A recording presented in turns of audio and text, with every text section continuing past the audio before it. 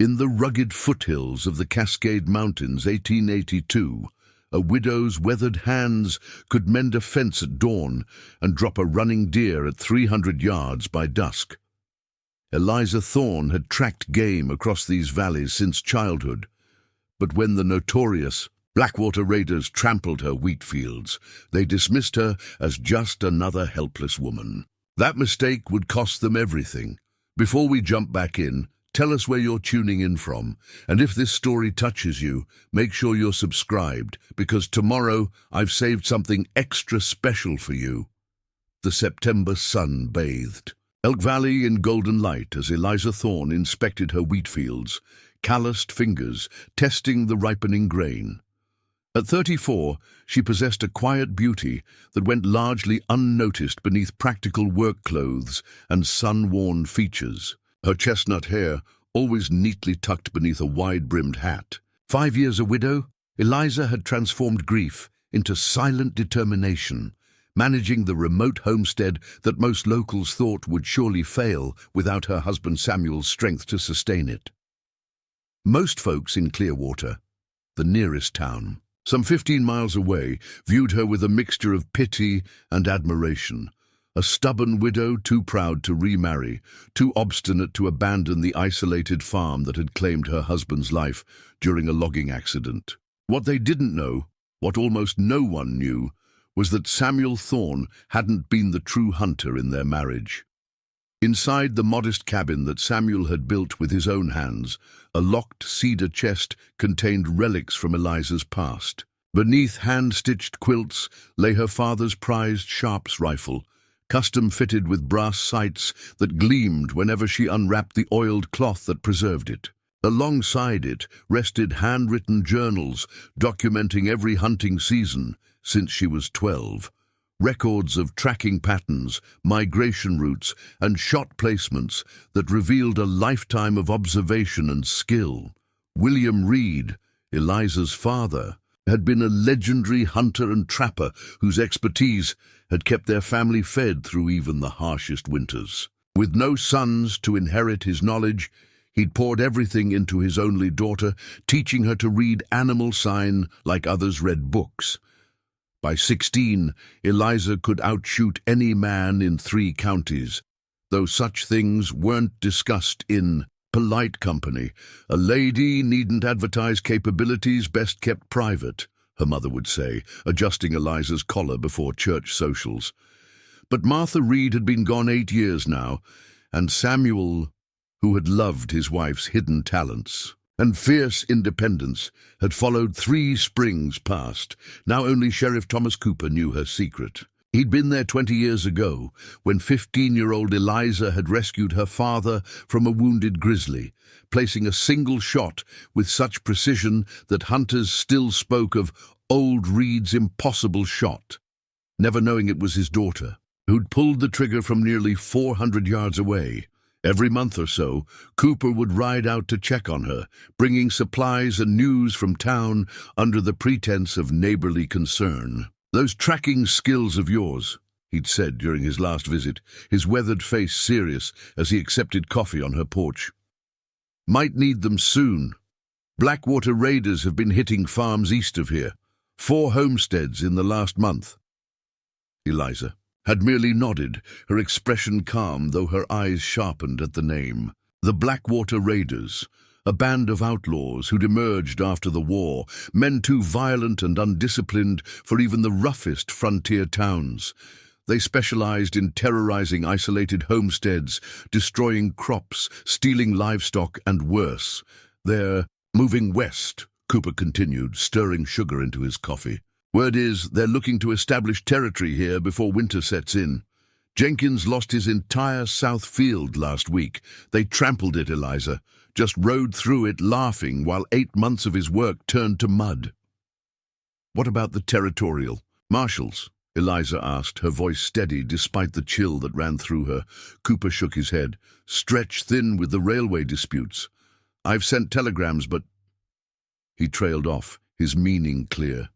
Help wouldn't arrive in time, if at all. After Cooper departed, Eliza had unlocked the cedar chest for the first time in months.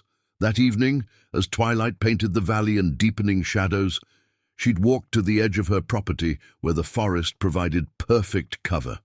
Along a fallen log, she'd set up 6 pine cones at varying distances. Without rushing, she'd loaded the Sharp's rifle, using the precise measure of powder her father had taught her, the familiar ritual calming her mind. The first shot cracked through the evening air, splitting the farthest pine cone cleanly in half at 150 yards. 5 more shots followed in methodical succession, each finding its target with devastating accuracy. Eliza worked the action with practiced efficiency, her breathing controlled and steady, just as her father had instructed countless times. "Breathe. Half out, Lizzie girl," his voice echoed in her memory. "The rifle's just an extension of your eye. See your target, be your target, and the bullet simply connects 2 points that already know each other." Now, 3 days later, as she inspected her wheat field in the morning light, Eliza spotted dust rising along the valley road. Through the morning haze, she could make out riders approaching. 6 men on sturdy horses, moving with the confident swagger of those who feared no consequence. Their rifles were slung casually but ready, expensive weapons kept in good condition, not the tools of honest men passing through. Eliza straightened, adjusting her apron with deliberate movements. To anyone watching, she appeared the perfect image of a hard-working widow, perhaps nervous at the approach of strangers, but nothing more. Yet her keen eyes, as sharp as any predator's, had already assessed their weapons, noted their positions, and counted the distance to her cabin where the Sharp's rifle waited above the stone fireplace. The riders drew closer, their horses' hooves kicking up small clouds in the dry morning air.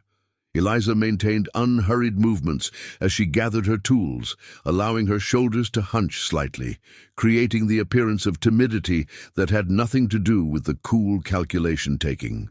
Place behind her composed features. Her father's voice whispered again from memory, "Let them think what they will, Lizzie. There's strength in being underestimated." As the lead rider raised his hand to signal a halt at her fence line, Eliza took a slow, steady breath. The Blackwater raiders had arrived at Thorn Farm, and they had no idea they were being seized by the deadliest shot in the territory. "Morning, ma'am," the lead rider called out, reining his horse to a stop at Eliza's fence. The man wore a dark coat, despite the warm weather, a silver watch chain glinting across his vest. A distinctive scar ran from beneath his right eye to the corner of his mouth, giving his smile a twisted appearance. "Mighty fine spread you got here, all alone, are you?" "Can I help you, gentlemen?" Eliza asked, her voice pitched higher than normal, clutching her garden tools closer as if they offered protection. "Name's Jackson Blackwell," the scarred man replied, tipping his hat with exaggerated courtesy. "My associates and I are looking for some hospitality. Been riding hard from Clearwater." Eliza recognized the name instantly, though she gave no sign.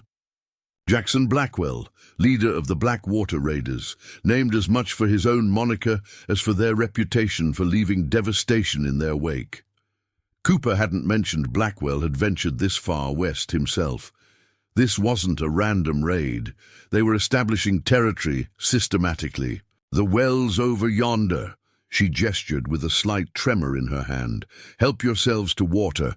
I don't have much else to offer." Blackwell dismounted with fluid grace that belied his brutal reputation. Up close, Eliza could see the calculating intelligence in his eyes. This was no common bandit, but a man who employed violence as deliberately as a surgeon used a scalpel. "Traveling makes a man hungry as well as thirsty," Blackwell said, stepping closer. "Perhaps you might spare some food for weary travelers." 2 other riders dismounted, spreading out casually but effectively, cutting off her path to the cabin. One was bull-necked and bearded, with hands like hammers. The other moved with the nervous energy of youth, barely 20, with sandy hair and a pockmarked face. The remaining 3 men stayed mounted, watching the surrounding area with practiced vigilance.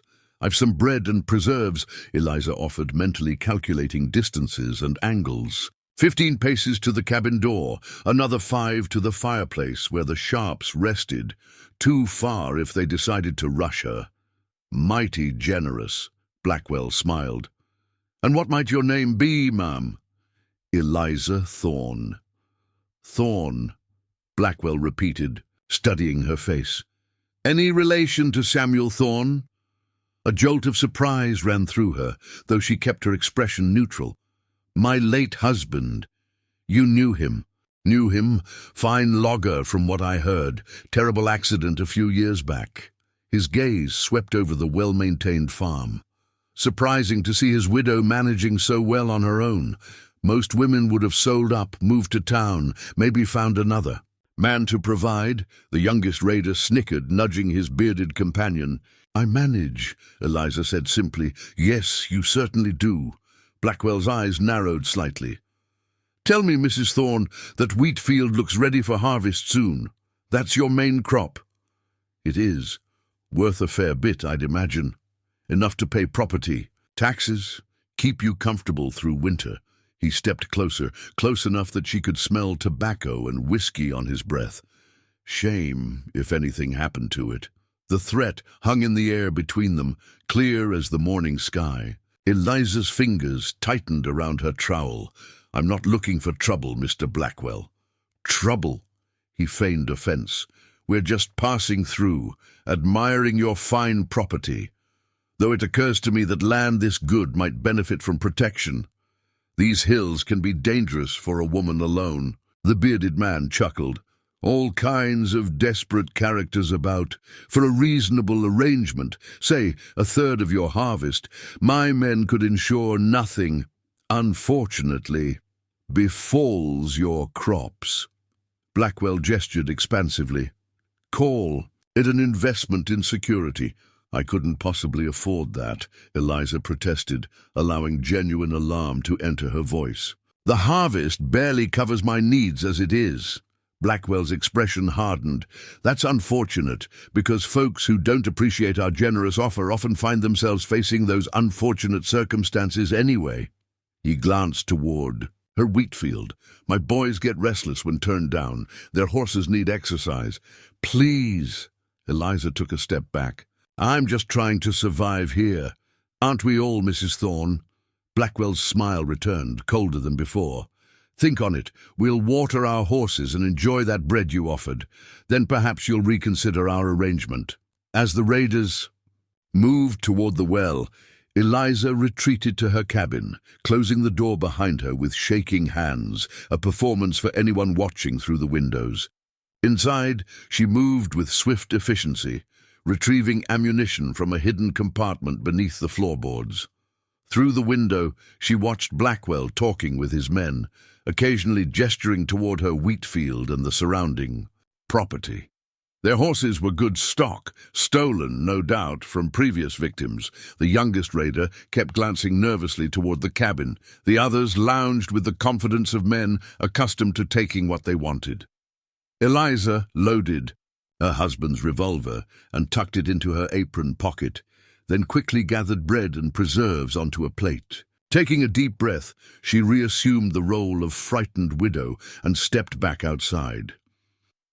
Here's some food, she called, setting the plate on the porch railing. Please help yourselves. Blackwell nodded appreciatively. Your hospitality warms my heart, Mrs. Thorne. He took a piece of bread, making a show of savoring it. Baked this yourself? A woman of many talents. Just trying to get by, Mr. Blackwell. The bearded man circled behind her, examining the cabin with predatory interest. Nice little place, sturdy. Your husband built it? He did. Eliza kept her voice even, though every instinct screamed danger. Shame to lose such craftsmanship, the man remarked casually. Wood's awfully dry this time of year, burns fast. Preparing. And narrating this story took us a lot of time, so if you are enjoying it, subscribe to our channel. It means a lot to us. Now back to the story. Curtis! Blackwell warned, though his tone held more amusement than rebuke. "Mrs. Thorne understands our position. Don't you, ma'am?" Before Eliza could answer, hoofbeats sounded from the valley road. All eyes turned to see a lone rider approaching, at a leisurely pace. "Company," muttered the youngest raider, his hand dropping to his holster. As the rider drew closer, Eliza recognized Frank Mason, her nearest neighbor, whose property lay 3 miles east. A grizzled veteran of advancing years, Mason occasionally checked on her, bringing news or offering help with heavier tasks. "Easy," Blackwell instructed his men. "Just another local. Be sociable." Mason pulled up short at the sight of the gathered men, his weathered face revealing nothing, though his eyes flicked questioningly to Eliza. "Morning, Frank," she called with forced cheer. "These gentlemen were just passing through." "That's so?" Mason dismounted slowly, his movements stiff from old war wounds. "Mighty big party for these parts." Jackson Blackwell, the raider leader, introduced himself, extending a hand, just offering Mrs. Thorne some assistance with her security concerns. Mason didn't take the offered hand. Didn't know Eliza had security concerns. "Everyone does these days," Blackwell replied smoothly. "World's full of dangerous men." "That it is," Mason agreed, his gaze steady. "Heard tell of farms being hit, east of here. Crops destroyed, livestock taken. Some folks call the perpetrators the Blackwater Raiders." A tense silence fell. Blackwell's smile remained fixed, but his eyes hardened. "Nasty business," he said finally. "Fortunate that Mrs. Thorne has neighbors looking out for her interests." "She's got more than neighbors," Mason replied. "Got the whole valley. We take care of our own." The implicit threat wasn't lost on Blackwell, who assessed Mason with a new calculation. The old veteran might pose little threat alone, but his words suggested organization among the isolated homesteaders, a complication Blackwell hadn't anticipated. "Well," Blackwell said after a moment, "we should continue our journey.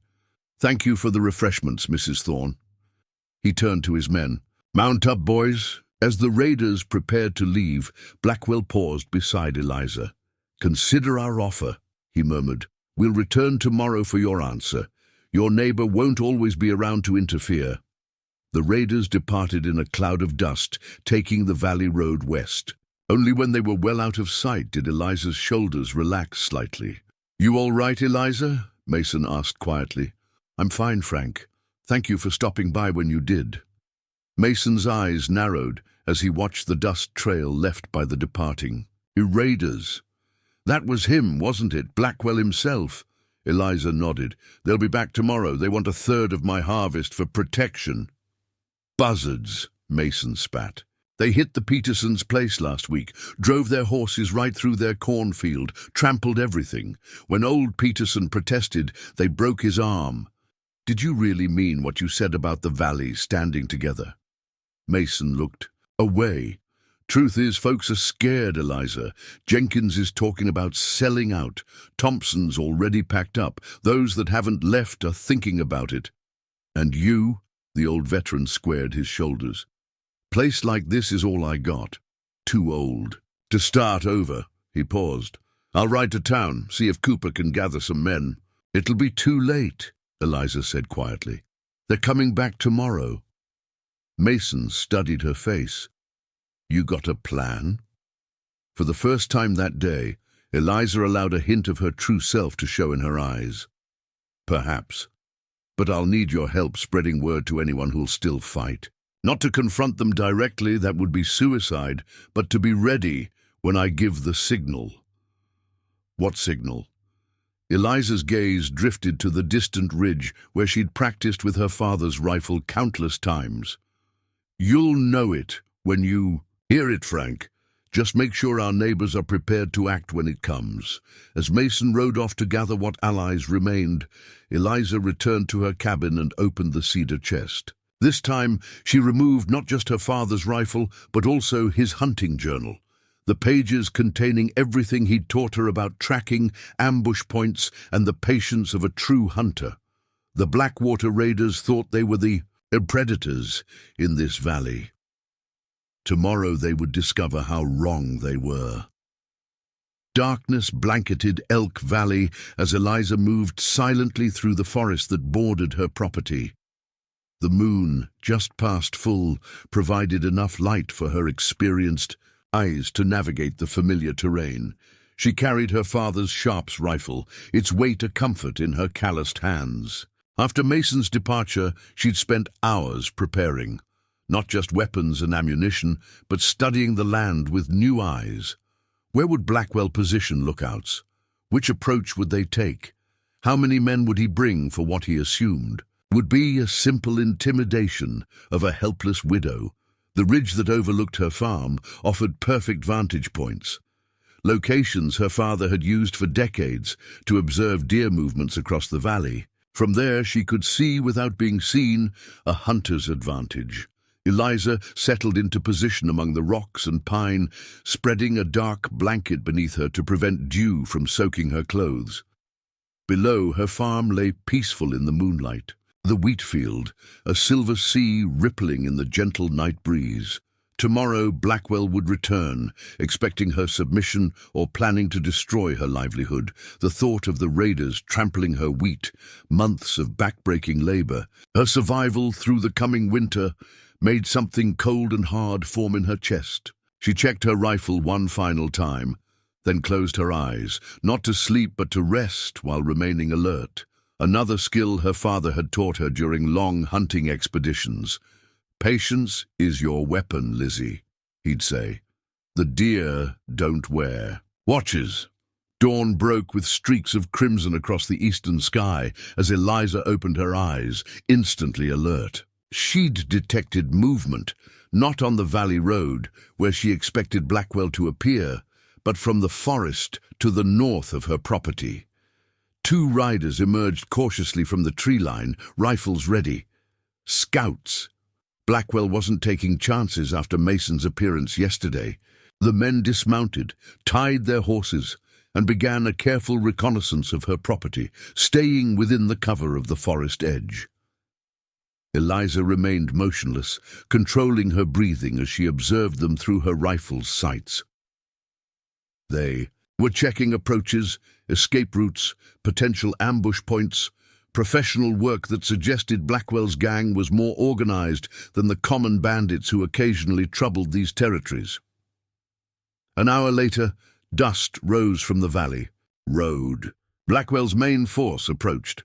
8 riders, including the leader himself. More than yesterday, they'd clearly decided she warranted additional manpower, either due to Mason's veiled threats or their own assessment of her property's value. The 2 scouts emerged from the forest to meet the approaching party. Eliza watched as they conferred briefly before the entire group proceeded toward her cabin. She noted how they spread out in a practiced formation that gave them overlapping fields of fire. These men had military experience. It was time. Eliza made her way down the backside of the ridge, moving swiftly but silently through the underbrush. She needed to circle around to the position she'd prepared the previous evening, a shallow depression behind a fallen oak that offered a clear view of her front yard while providing excellent cover. By the time she reached her position, Blackwell and his men had surrounded her cabin. The leader dismounted and approached her front door. "Mrs. Thorne," he called out, his voice carrying across the morning stillness. "We've returned as promised to discuss our arrangement." Silence greeted him. Blackwell signaled to 2 of his men, who dismounted and approached the cabin from opposite sides, guns drawn. They peered through windows, then one kicked in the door. Moments later they emerged. "Empty," reported the bearded man named Curtis. "Beds made, coffee pots cold." Blackwell's expression darkened. "Search the outbuildings. Find her." As his men scattered to check the barn and storage shed, Blackwell remained in the yard, scanning the surrounding landscape. For a moment, his gaze seemed to pass directly over Eliza's hiding spot, but the natural cover concealed her completely. "Nothing in the barn," called one of the raiders. "She's empty too," reported another. "Maybe she fled after we left yesterday," suggested the young, pockmarked raider. "Got scared and ran to town." Blackwell shook his head. "No, her horse is still in the corral. And that Mason fellow, he mentioned the valley standing together. She's gone to rally neighbors." His face hardened. "Change of plans, boys. We're going to leave Mrs. Thorne a message she won't forget." He turned toward the wheat field, golden and heavy with nearly ripened grain. "Curtis, Fletcher, get the torches ready." "You want us to burn it?" asked the young raider, sounding uncertain. "No, Pearson," Blackwell replied. "Fire might spread, catch unwanted attention. We're going to do what we did at the Peterson place." He mounted his horse. "Form a line, boys. Let's show this widow what happens when people don't appreciate our generous offers." The raiders mounted up and rode toward the wheat field, spreading out into a line that would allow them to systematically trample the entire crop. Eliza watched, her finger resting lightly beside the trigger guard of her rifle.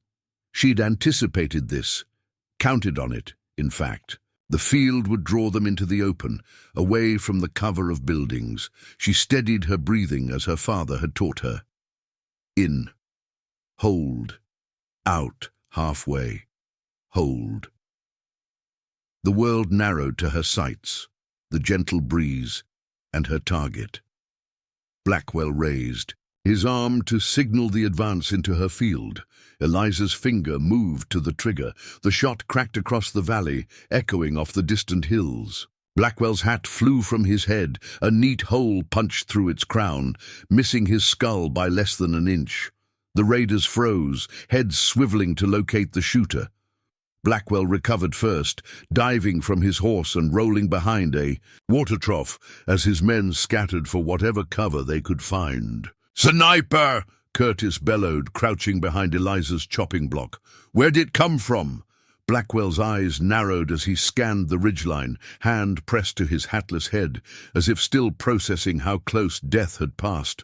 Eliza had already moved, sliding backward through the undergrowth to a second position she'd prepared 30 yards away. By the time the raiders began firing randomly at the ridge, she was safely repositioned. "Hold your fire, you fools," Blackwell ordered. "You're wasting ammunition." The shooting stopped.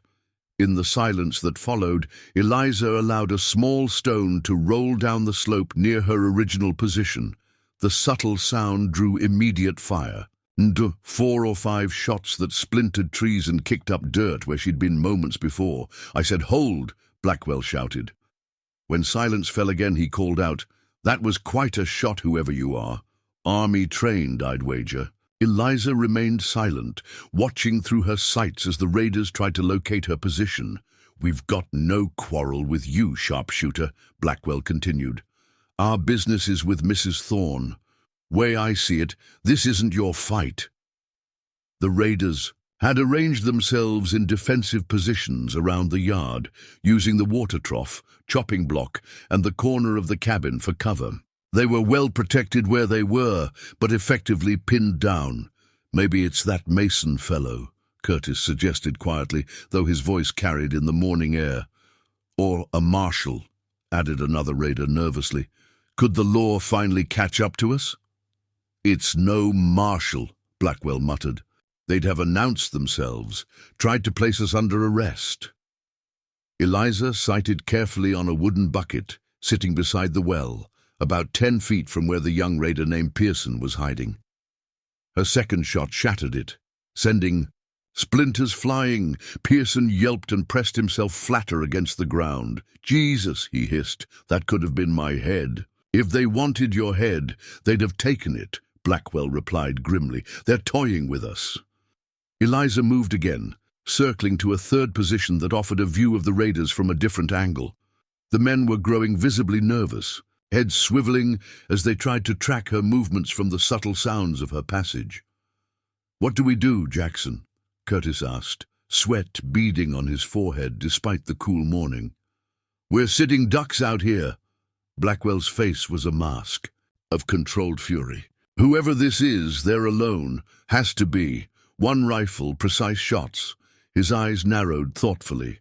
Mason mentioned the valley standing together. This must be one of Thorne's neighbors trying to scare us off. It's working, muttered Pearson. No, it isn't, Blackwell snapped. He raised his voice again. All right, sharpshooter, you've made your point, but ask yourself this. If you kill any of us, how many farms in this valley will be burning by the end of the week? The Blackwater. Raiders have friends, lots of them. Using the distraction of Blackwell's shouting, Eliza moved to her fourth and final prepared position. This one much closer to the cabin, barely 50 yards from where the raiders were huddled. She'd worked her way in a complete semicircle and now waited silently, the perfect angle finally achieved. From this position, she had a clear shot at the Winchester rifle leaning against the water trough beside Blackwell, the same trophy. Weapon he'd reportedly taken from the Peterson family after breaking the old man's arm. Her third shot rang out. The Winchester's stock splintered where it rested, the force knocking it to the ground. Before the echo faded, her fourth shot struck. The dirt between Blackwell's outstretched fingers, where he'd instinctively reached for the falling weapon. I believe, Eliza called out, her voice strong and clear in the sudden silence, that belongs to the Peterson family. The raiders' heads snapped toward her voice, shock evident on their faces. Not at the ridge where they'd been looking, but from much closer, and from the voice of a woman. Mrs. Thorne? Blackwell's disbelief was palpable. That's not possible. I believe we're overdue for a proper introduction, Mr. Blackwell, Eliza continued, her voice carrying easily across the yard. She remained positioned behind her cover, rifle trained on the group of raiders. Though it seems you already know who I am, Blackwell's shock transformed into calculated reassessment, his eyes scanning for her exact position. I must say, Mrs. Thorne, you're full of surprises. Most people see what they expect to see, Eliza replied. You expected a helpless widow. A mistake I won't make again, Blackwell acknowledged, his tone conversational despite the tension. Vibrating through his men. That was impressive shooting. 4 shots, 4 hits, no misses. Not many can claim such accuracy. My father believed in precision, Eliza said. William Reed taught me that ammunition is too precious to waste. Recognition flickered across Blackwell's face. William Reed, the tracker from the Northern Territories? His eyes widened slightly. The man they called Ghost Eyes, for how he could spot game where others saw nothing? The same. Curtis shifted nervously behind the chopping block. Jackson, and who the hell is William Reed? A legend, Blackwell answered, without taking his eyes off Eliza's general direction. They said he could track a fish through water and shoot the whiskers off a fox at 300 yards. His mouth twisted in a humorless smile. They never mentioned a daughter.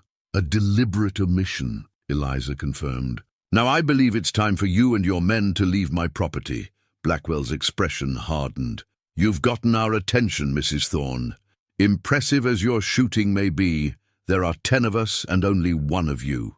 Even the great William. Reed's daughter can't watch all directions at once. True, Eliza conceded, but I only need to watch you, Mr. Blackwell. Your men follow your lead, and right now you're 3 seconds from having a bullet through your left eye.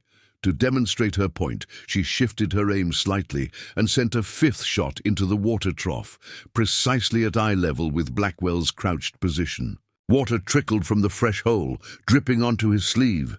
The young raider Pearson visibly paled. Jesus, Jackson, she means it. Let's just go. Quiet, Blackwell hissed, though sweat now beaded on his forehead. Mrs. Thorne, let's be reasonable. You've proven your point. Perhaps we misjudged the situation. We could come to a different arrangement. No arrangements, Eliza cut him off. You and your raiders have terrorized this valley long enough. The Petersons, the Jenkins family, all the others, it ends today. Blackwell's eyes narrowed. 1 woman against the Blackwater raiders? Those are poor odds, Mrs. Thorne, no matter how good your aim. Who said I was alone? Eliza replied, On cue, a rifle shot rang out from the direction of the ridge. Frank Mason had arrived with reinforcements just as they'd planned. Another shot followed from the tree line to the east, then a third from near the barn. In truth, Eliza knew there couldn't be more than 5 or 6 neighbors who'd answered Mason's call. Most had fled or were too frightened to stand against the raiders. But positioned strategically around the property, their sporadic fire created the impression of a much larger force. Confusion spread through the raiders as they tried to track multiple threats from different directions. Curtis ducked as a bullet whizzed overhead, embedding itself in the cabin wall behind him. "We're surrounded," Pearson cried out. "Hold steady," Blackwell commanded, though uncertainty had crept into his voice. "They're just trying to scare us off." "It's working," muttered another raider as he pressed himself flatter behind the corner of the cabin.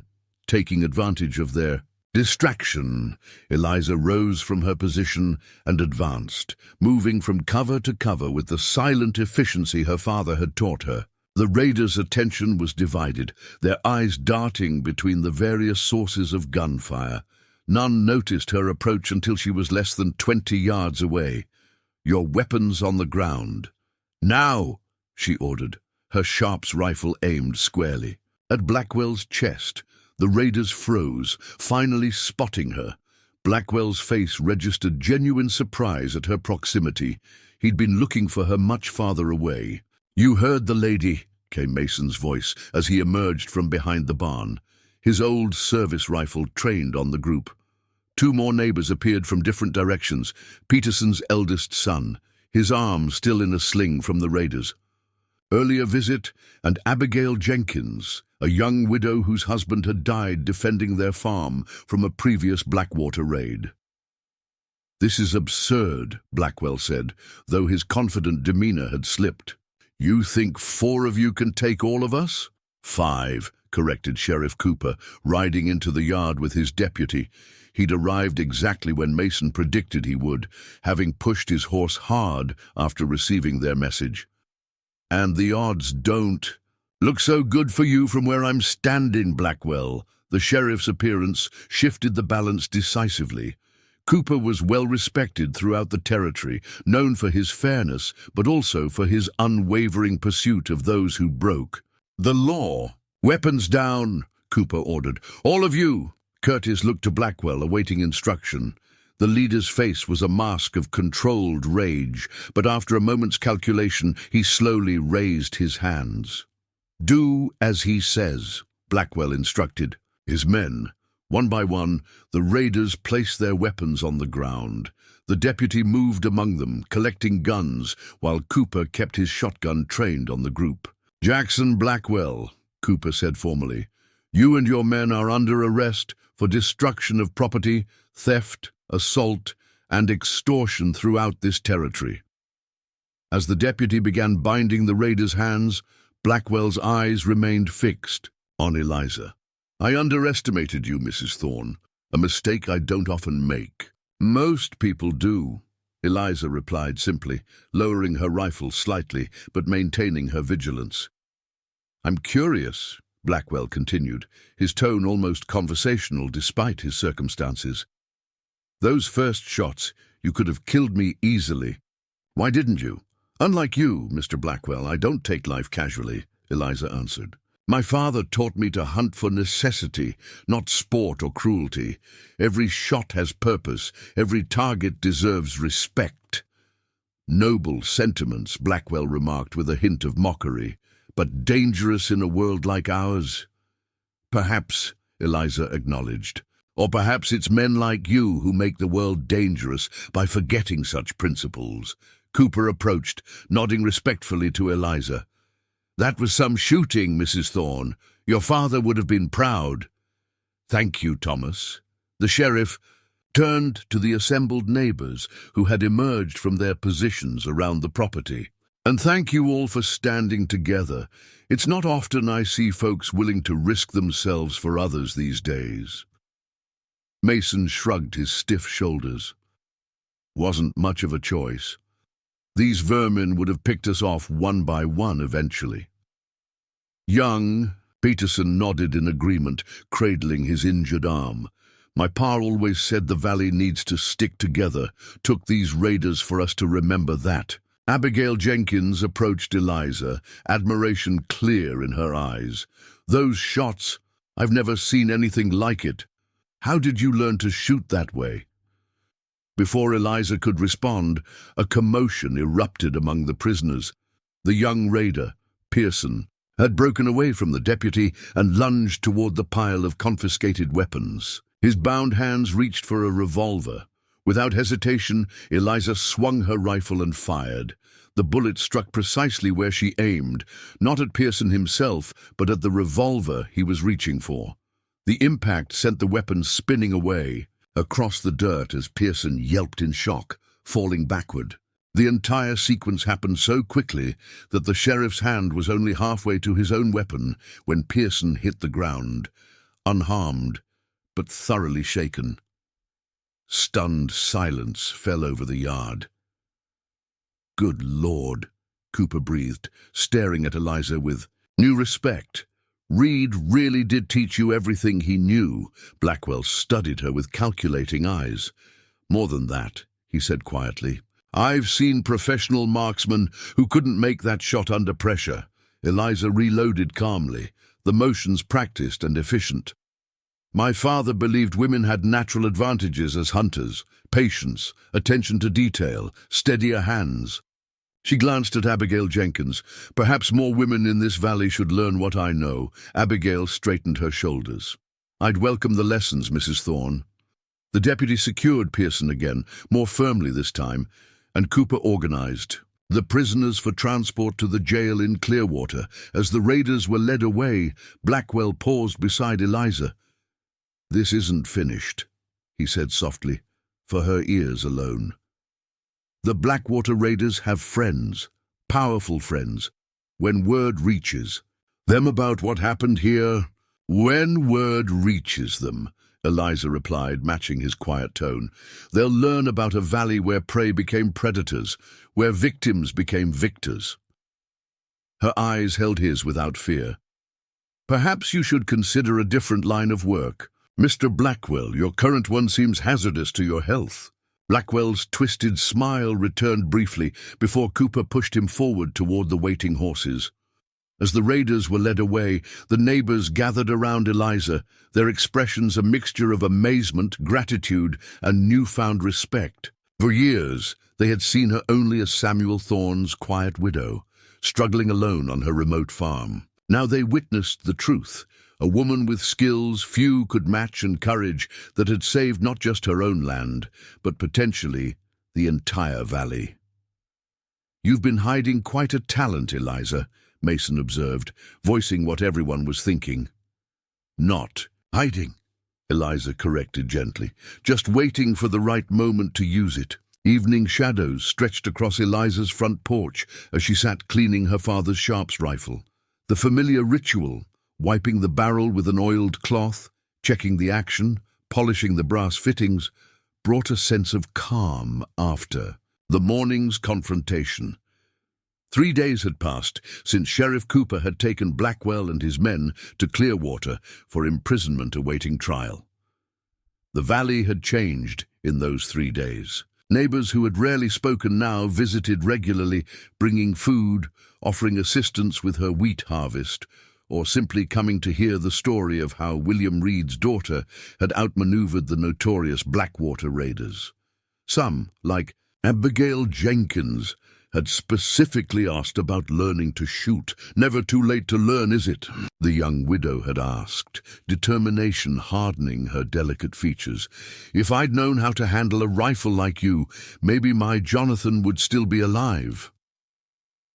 Eliza had promised to begin lessons the following week, once the excitement died down. Despite the newfound respect from her neighbors, she found herself longing for the quiet anonymity she'd cultivated for years. Being the center of attention felt uncomfortable after so long on the margins of community life. The sound of approaching hooves drew her attention. Sheriff Cooper rode into her yard, looking weary after the journey from Clearwater. Behind him followed another rider Eliza didn't recognize, a tall, distinguished-looking man with silver temples and the bearing of someone accustomed to authority. "Evening, Eliza," Cooper called as he dismounted. "Hope you don't mind the company." "Thomas," she greeted him, setting aside the rifle and cloth. "Always welcome, your companion as well." The stranger dismounted with easy grace, removing his hat as he approached the porch. "Mrs. Thorne," he said, his voice carrying a slight Eastern accent. "Marshal Daniel Sullivan, Territorial Office. Sheriff Cooper has told me quite a remarkable story about you." Eliza nodded politely but remained wary. Her father had taught her healthy skepticism toward government officials, having had his own complicated history with territorial authorities. "Would you care for coffee, Marshal? It's fresh," she offered, gesturing toward the pot keeping warm on her stove just inside the open door. "Much appreciated," Sullivan replied. As they settled with steaming cups, Cooper explained the reason for their visit. Marshal Sullivan arrived in Clearwater this morning to transport Blackwell and his men to the territorial prison in Helena, the sheriff began. "But there have been complications." Eliza's eyes narrowed. "What kind of complications?" Sullivan set his cup down carefully. "Mrs. Thorne, are you familiar with the name Victor Holloway?" The name sent a chill through her. "The mining magnate? Everyone in the territory knows of him." "Indeed." Sullivan's expression was grim. "Holloway owns most of the copper mines in the Western Territory, along with significant railroad interests. He's also, it seems, a silent partner in several ventures with Jackson Blackwell. Blackwell works for Holloway?" Eliza asked, the implications immediately clear. Cooper nodded. "Seems that way. A lawyer arrived in Clearwater yesterday, representing Holloway's interests. He's filing motions to have Blackwell and his men released, claiming mistaken identity and insufficient evidence." "That's absurd," Eliza said sharply. "Half the valley witnessed their crimes. We have multiple testimonies about their destruction of property, threats, assaults, all of which may mysteriously disappear." Sullivan interrupted gently. "Mrs. Thorne, men like Holloway don't achieve their position by playing fair. Already 2 witnesses have recanted their statements, claiming they were mistaken about identifying Blackwell's men." "Threatened?" "Almost certainly," Cooper confirmed. "Though they won't admit it, there's more. Judge Harmon, who was set to hear the case, has suddenly taken ill and left for treatment in Denver. His replacement is Judge Collins, who has financial ties to Holloway's railroad interests."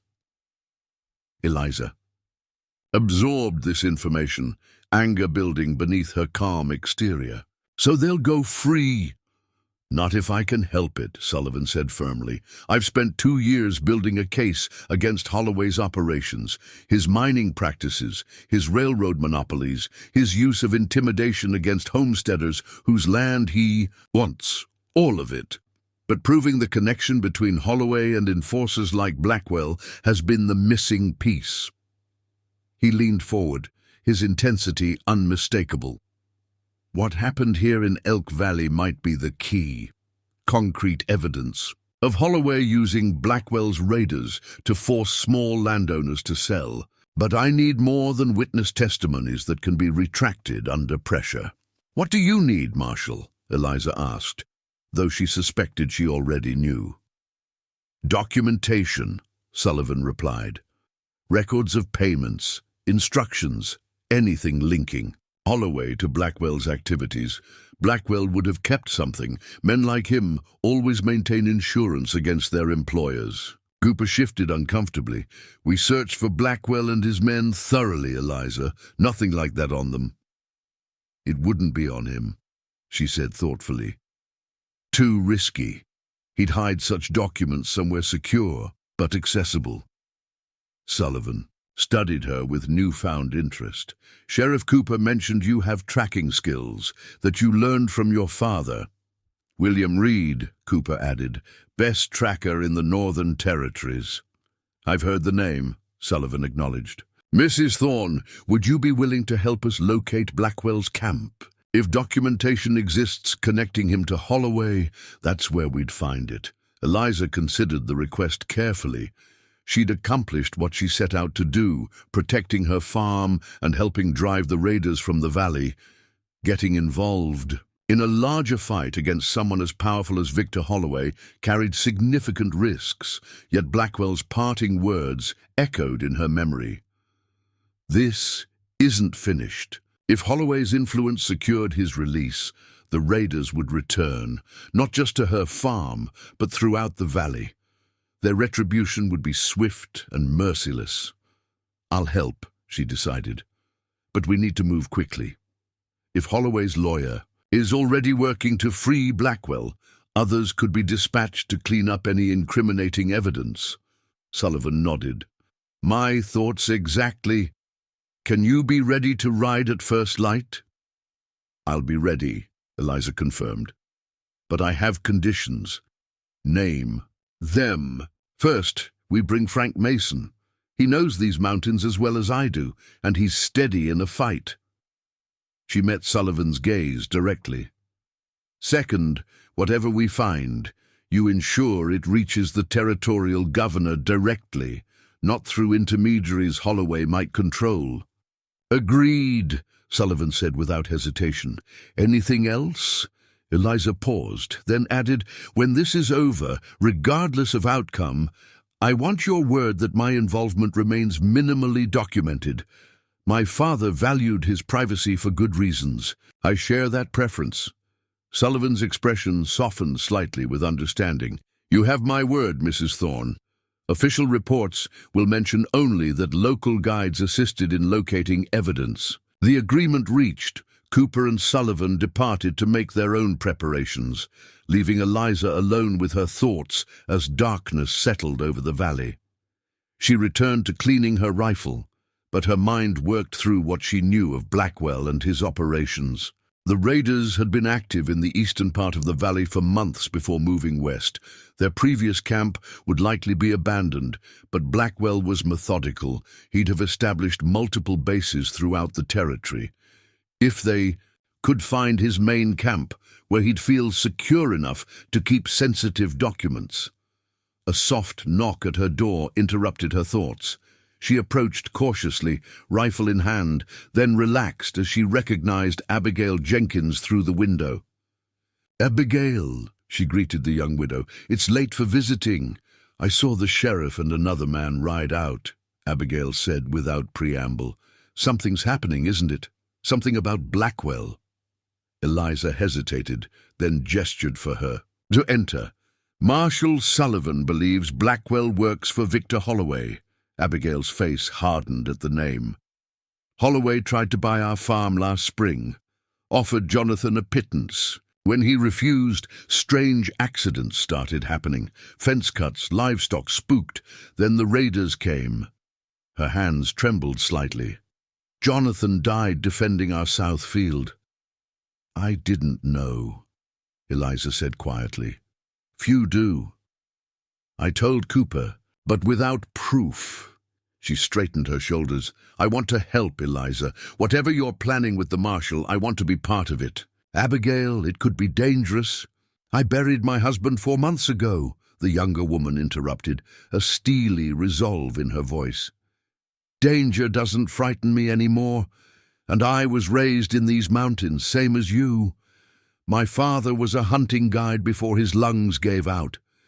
I may not shoot like you, but I know how to move quietly and read signs. Eliza studied her carefully. Beneath Abigail's delicate appearance lay unexpected strength, the kind forged through suffering and survival. Finally, she nodded. We leave. At dawn, bring whatever you can carry on horseback, warm clothes, ammunition if you have it. Relief and determination mingled in Abigail's expression. I'll be ready. She turned to go, then paused. Eliza, thank you. Not just for this, but for showing me that a woman alone doesn't have to be powerless. After Abigail departed, Eliza gathered her own supplies, ammunition, provisions, and her father's hunting journal with its detailed maps of the surrounding mountains. She packed methodically, her mind reviewing everything she knew about tracking. Human prey. Her father had occasionally assisted the army in tracking deserters or fugitives, though he preferred the solitude of hunting.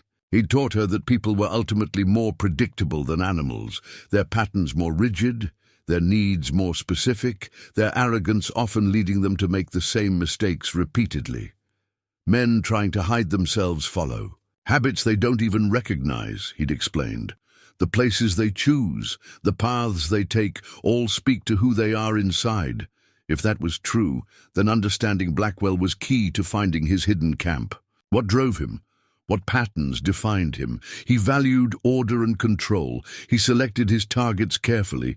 He maintained appearances. Witness his gentlemanly facade when first approaching her farm. Most significantly, he kept documentation. His insurance against his employer. That suggested foresight, caution, and a fundamental distrust, even of those who paid him. A man like that would want his insurance policy close but secure, accessible but not obvious. By the time she finished her preparations, a plan had formed in her mind. Sleep would be scarce tonight, but Eliza felt more alive than she had in years. The skills her father had cultivated in her, honed through countless hunting trips and tracking exercises, would now serve a purpose beyond mere survival. As she finally retired to bed, her thoughts drifted to her father. William Reed had been a complex man, part philosopher, part frontiersman, respected and feared in equal measure. He'd prepared her for a world that didn't expect women to shoot straight or track game or live independently. In doing so, he'd given her the means to face men like Blackwell and Holloway on her own terms. The best hunter, he'd often told her, isn't the one with the fanciest rifle or the keenest eyes. It's the one who thinks like their prey before the prey even knows it's being hunted. Tomorrow, she will put those lessons to their greatest test. Dawn painted the eastern sky in watercolor. Hughes's 4 riders set out from Eliza's farm. Marshal Sullivan led the way, followed by Sheriff Cooper, with Eliza and Abigail riding side by side behind them. Frank Mason had joined them at the property line, his weathered face solemn beneath his wide-brimmed hat. 3 places Blackwell might have established a main camp, Eliza explained as they rode, pointing toward the mountains that dominated the western horizon. Copper Ridge has natural caves, good water, and multiple escape routes. Devil's Gulch offers better concealment but less comfort. Then there's the old mining settlement at Broken Spoke, abandoned after the silver played out, but the buildings are still mostly intact. Sullivan nodded appreciatively.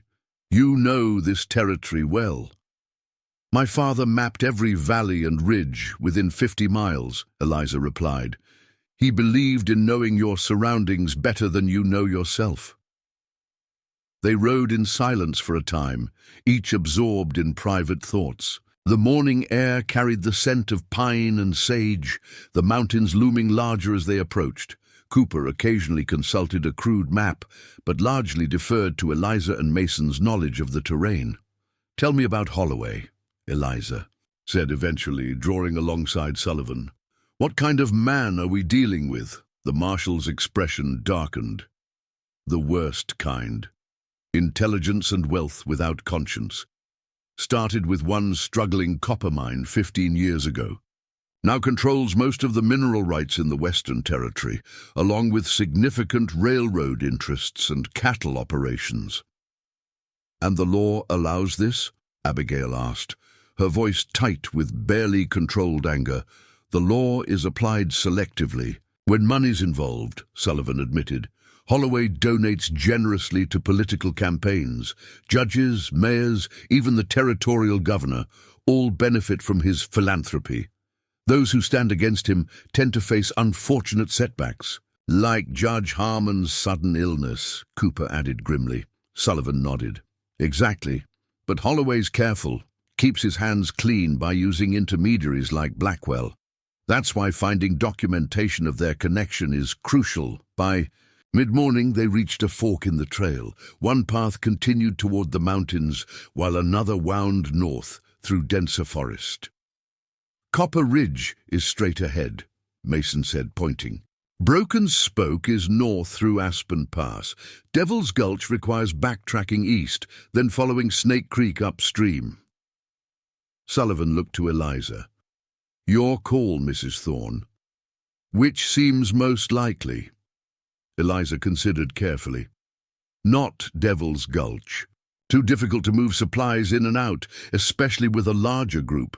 Blackwell values efficiency. She studied the Northern Trail thoughtfully.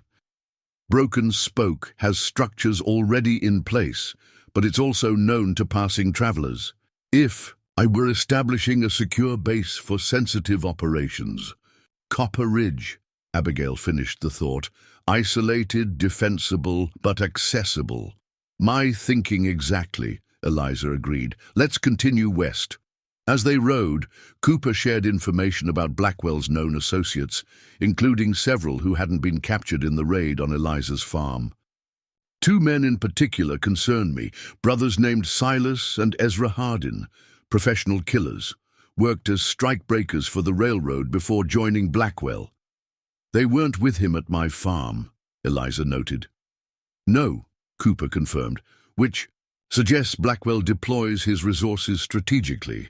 The men he brought to intimidate you were adequate for what he assumed would be a routine operation. The implication was clear.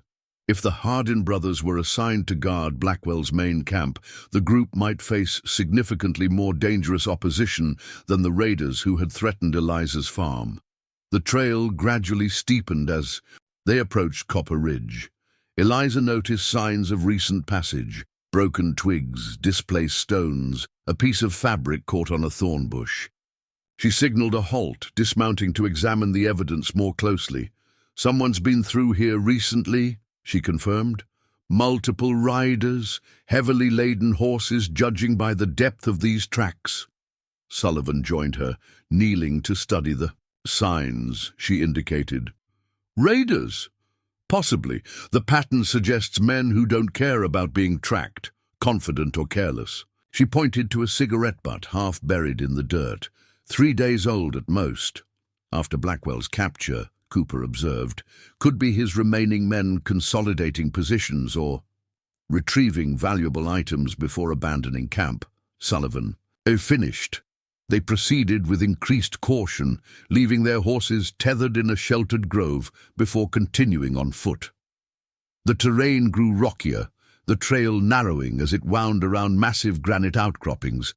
Eliza took the lead, moving silently as she'd done countless times while hunting, her eyes constantly scanning for signs of human presence.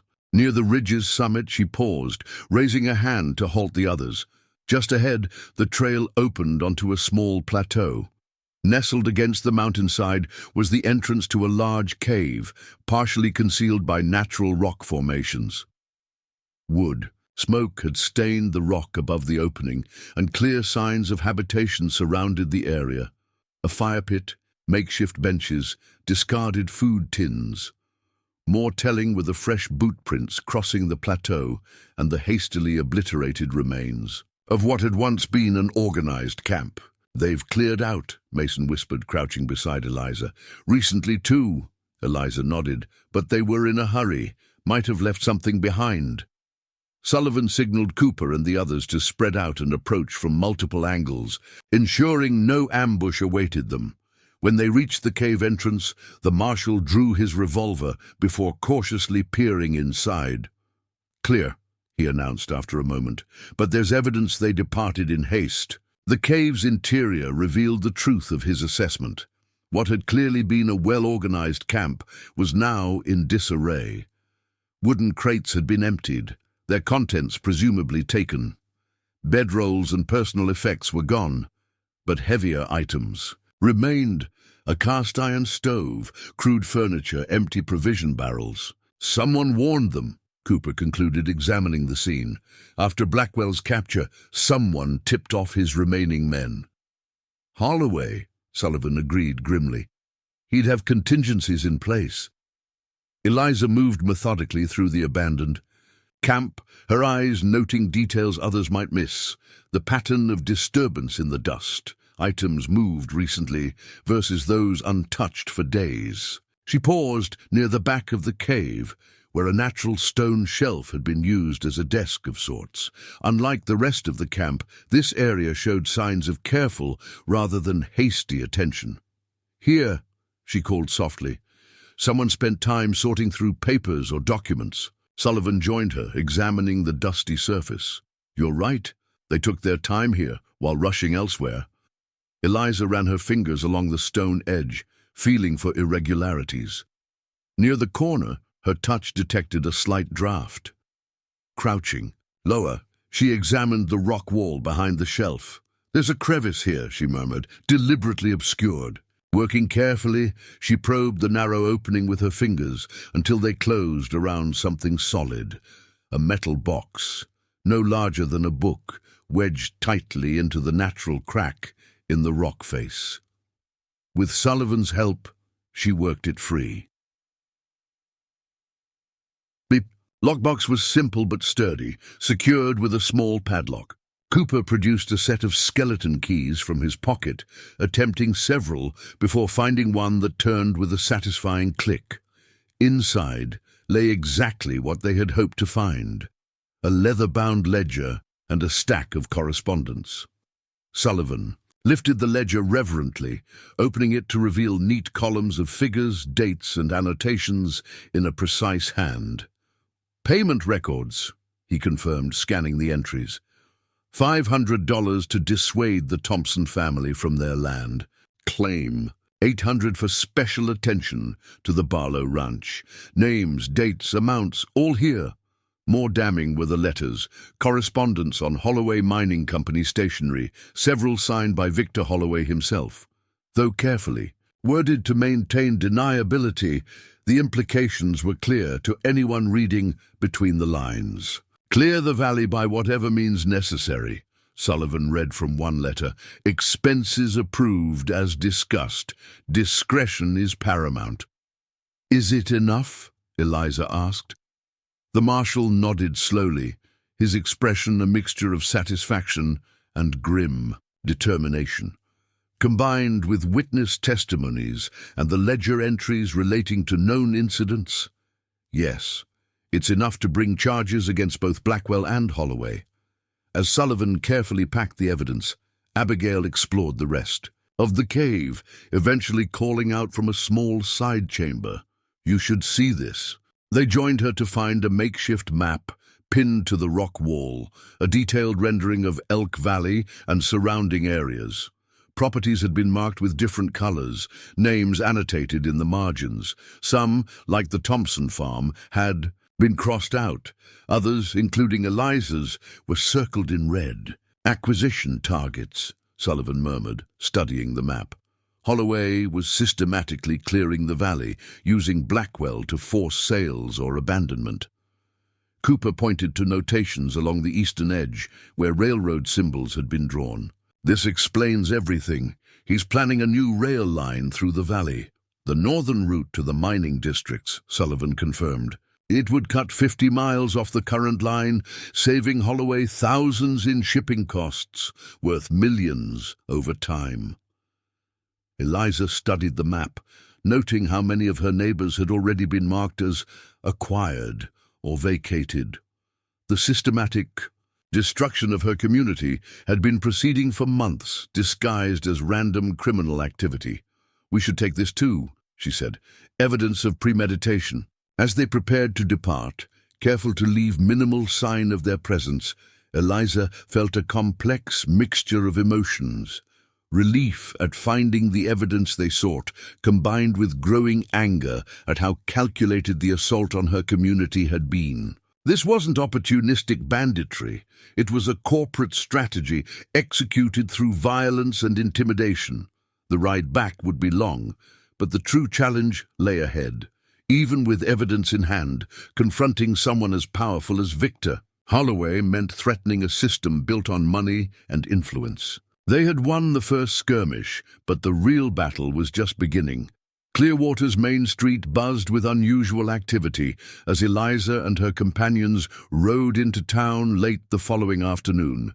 Outside the sheriff's office, a cluster of well-dressed men conferred in low voices, while townspeople gathered in small groups, conversations hushing as the riders passed. "Something's wrong," Cooper muttered, nodding toward the gathering outside his office. "Those are Holloway's lawyers." Sullivan straightened in his saddle, his hand instinctively moving closer to his sidearm. "Keep the evidence secure," he reminded them quietly, "no matter what's happening." As they dismounted in front of the jailhouse, one of the suited men detached from the group and approached. He was tall and lean, with cold eyes that assessed each rider in turn before settling on Sullivan. "Marshal Sullivan," he greeted with practiced cordiality. "Theodore Winslow, Chief Counsel for Holloway Mining Interests. We've been expecting you." "Have you indeed?" Sullivan replied evenly. "I wasn't aware my movements were being monitored." Winslow's smile didn't reach his eyes. "Mr. Holloway values information, Marshal. When we learned you'd departed in the company of Sheriff Cooper and—" His gaze flickered dismissively over Eliza, Abigail, and Mason. "Local guides, we anticipated your eventual return." "What can I do for you, Mr. Winslow?" Sullivan asked, his tone deliberately neutral. "I'm pleased to inform you that the unfortunate misunderstanding regarding Mr. Blackwell has been resolved," Winslow announced, his voice carrying for the benefit of onlookers. "Judge Collins reviewed the evidence this morning and determined the charges were filed in error." Cooper stepped forward, his face flushing with anger. "What? That's impossible! The hearing wasn't scheduled until next week." "An emergency session was convened at my request," Winslow explained smoothly. "Given the serious nature of the accusations against respected businessmen, Judge Collins felt prompt resolution was warranted." "Where is Blackwell now?" Sullivan demanded. "Released on his own recognizance approximately 2 hours ago," Winslow replied. "Along with his associates. I believe they've already departed Clearwater." Eliza felt a chill of apprehension. Blackwell, free and undoubtedly aware of their expedition to his camp, would waste no time securing any remaining evidence and possibly seeking retribution. "This is corruption, plain and simple," Sullivan said quietly, his voice tight with controlled fury.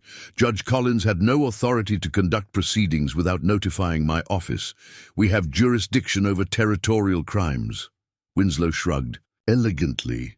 You're welcome to file an appeal, Marshal. The territorial courts in Helena would be happy to review the case in 3 to 6 months." He smiled thinly.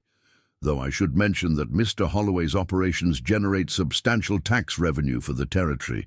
The governor is quite appreciative." Sullivan stepped closer, his voice dropping to ensure only Winslow could hear. "Tell Holloway to enjoy his victory while it lasts. This isn't over." "Actually, Marshal," Winslow replied equally quietly, "it is. Whatever wild goose chase you've been on, whatever you think you've found, it won't matter. Men like Victor Holloway don't lose." His gaze drifted meaningfully toward Eliza. "And those who persist in opposing him often find their circumstances deteriorating." The implied threat hung in the air between them. Before Sullivan could respond, the jailhouse door opened and a harried-looking deputy emerged. "Sheriff Cooper," he called urgently, "the telegraph just came through from Helena. You're going to want to see this." Cooper excused himself and disappeared. Inside with the deputy, Winslow offered a small bow to the remaining party. "If you'll excuse me, I have a train to catch. Mr. Holloway will be pleased to hear of today's positive resolution." As the lawyer rejoined his colleagues, Sullivan turned to Eliza, his expression grave. "We need to secure the evidence immediately. If Blackwell's free, we're all in danger." "My house," Mason suggested. "It's defensible, and they wouldn't expect us to take sensitive materials there." Sullivan nodded agreement, just as Cooper re-emerged. From the jailhouse, his face ashen. "Sullivan," he said tersely. "Inside now." Once they were all gathered in Cooper's office, the sheriff handed Sullivan the telegraph. The marshal read it silently, his expression darkening with each line. "What is it?" Eliza asked. Sullivan passed her the paper. Marshal Sullivan relieved of duties pending investigation into allegations of evidence tampering and witness intimidation. Deputy Marshal Harris appointed an interim replacement, effective immediately. All current investigations suspended by order of the territorial governor. "They moved even faster than I expected," Sullivan said grimly. "Holloway's reaching all the way to the governor's office." "What does this mean for our evidence?" Abigail asked. "It means I'm no longer a marshal," Sullivan replied. "Any evidence I submit officially will be dismissed as compromised, and this Deputy Marshal Harris is almost certainly in Holloway's pocket." Cooper paced the small office. "So we've got ironclad evidence of corruption and criminal conspiracy, but no legal way to use it." "There's always a way," Eliza said quietly. All eyes turned to her. "My father taught me that when conventional paths are blocked, you create new ones." Sullivan studied her thoughtfully. "What are you suggesting, Mrs. Thorne?" "Holloway's power comes from money and influence," she reasoned. "Both require public confidence. If that confidence were shaken—" "You're talking about taking this public," Sullivan realized, "bypassing the corrupted legal channels entirely." "Exactly. The territorial newspapers in Helena and Bozeman might be under Holloway's influence, but what about farther east? St. Louis? Chicago? Papers there would pay handsomely for a scandal involving Western corruption." Mason nodded slowly. "The railroads are seeking Eastern investors. Anything that threatens their stability would get attention." "It's risky," Cooper cautioned. "Holloway wouldn't hesitate to eliminate anyone threatening his operations so directly." "He's already targeting us," Eliza pointed out. "Blackwell will return to the valley, presumably with orders to complete what he started. The Hardin brothers are still at large. We're already in danger. The question is whether we face it passively or proactively." A knock at the office door interrupted their discussion. Cooper opened it cautiously to find a young telegraph operator shifting nervously from foot to foot. "Urgent. Message just came through for Mrs. Thorne," the boy explained, holding out a yellow paper. Eliza accepted it with a sense of foreboding. The message was brief. "Raiders spotted near Jenkins' property. Neighbors gathering at your farm. Come quickly. Peterson." "It's already started," she said, passing the message to Sullivan. "Blackwell's returning to the valley." "He's moving fast," Sullivan observed. "Must have ridden straight from release." "We need to get back," Eliza decided, gathering her belongings. "My neighbors are gathering at my farm, expecting me to help coordinate their defense." "I'm going with you," Abigail declared, her voice brooking no argument. "That's my property. They're threatening too." Sullivan exchanged looks with Cooper. "Sheriff, you need to stay here. Maintain an official presence and monitor communications. I'll accompany Mrs. Thorne and Miss Jenkins." "What about the evidence?" Cooper asked. Sullivan considered briefly before removing his jacket and unbuttoning his shirt. From around his waist, he unwound a thin canvas belt with multiple pockets. "Money belt," he explained, carefully inserting the most damning documents. Holloway's signed letters and the most incriminating pages from the ledger. "I'll keep these. On my person." He handed the rest to Cooper. "Lock these in your personal safe, not the official one. If I don't return, send them to Judge Martinez in Denver. He's beyond Holloway's influence and owes me a favor." As they prepared to depart, a commotion erupted on the street outside. Cooper peered through the window, then cursed softly. "4 riders just came in from the east," he reported. "2 match the description of the Hardin brothers." "Blackwell's enforcers," Sullivan confirmed grimly. "Looking for us, no doubt." "We can't leave through the front," Eliza said, already moving toward the back door. "Is there a rear exit?" Cooper led them, through a narrow hallway that opened into a small courtyard behind the jailhouse. The livery stable is just across the alley. You can collect your horses and leave town through the south road.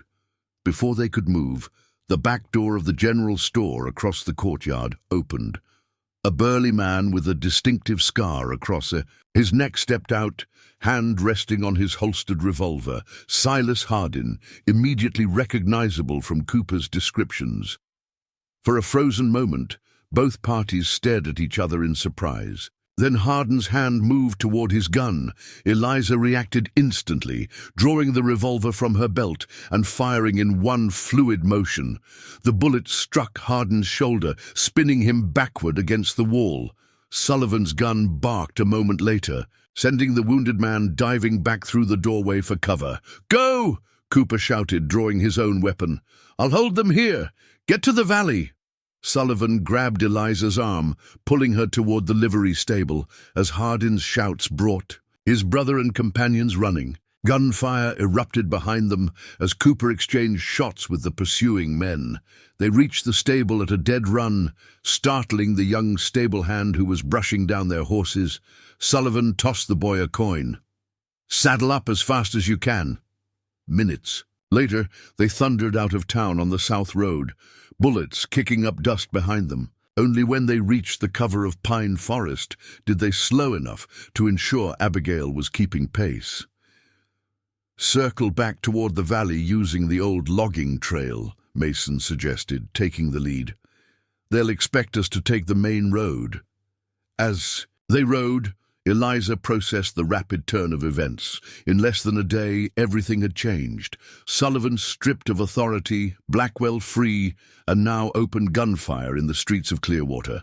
The conflict had escalated beyond property disputes into something far more dangerous, but she also recognized that they had crossed a threshold from which there was no return. By firing on Silas Hardin, she had declared open opposition to Holloway's forces. There would be no more pretense of legal proceedings or negotiations. War had come to Elk Valley, and she was leading one side of it. Twilight shadows stretched across Elk Valley as Eliza and her companions approached her farm from the western ridge, using the forest cover to mask their approach.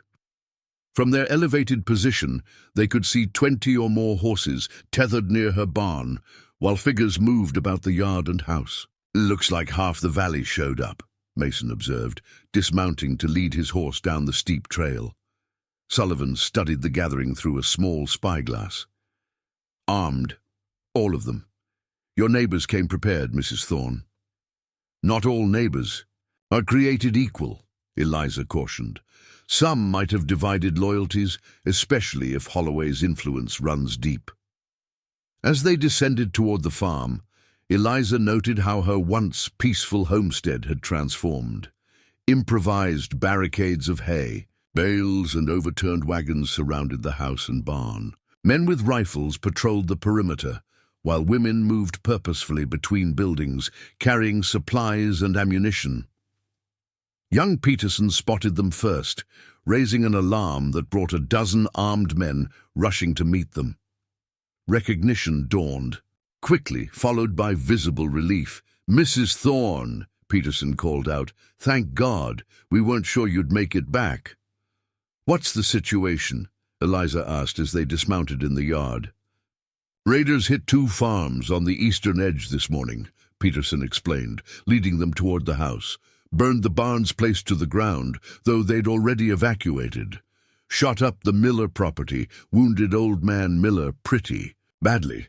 Inside, Eliza's modest home had become an impromptu command center. Her kitchen table was covered with crude maps of the valley, while her limited medical supplies had been organized for potential casualties. Mrs. Peterson and several other women were preparing food for the gathered defenders. "How many people have responded?" Eliza asked, surveying the crowded room. "About 30 families," Peterson replied. "Some sent just one person, others brought everyone who could handle a weapon." His expression darkened. "Some didn't come at all.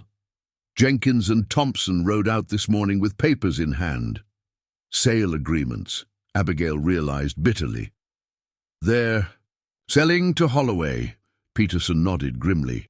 $10 an acre, highway robbery under normal circumstances, but with raiders threatening to burn everything. "They chose safety," Eliza said, her tone neutral, though her disappointment was evident. "We can't blame them for trying to protect their families." "The hell we can't," growled a voice from the corner. A burly man with a thick beard stepped forward. "Every farm that sells makes the rest of us more vulnerable. They're trading their neighbors' safety for their own."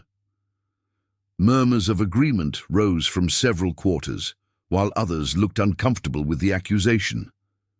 "That's enough, Donovan," Eliza said firmly. "Division is exactly what Holloway wants. We need to stand together." "Together?" Donovan scoffed. "Look around, Mrs. Thorne. Half the valley's already gone, a quarter's selling out, and the rest of us are backed into a corner." His eyes narrowed. "All because you decided to stand up to Blackwell instead of paying his protection fee like the rest of us had been doing." A tense silence fell over the room.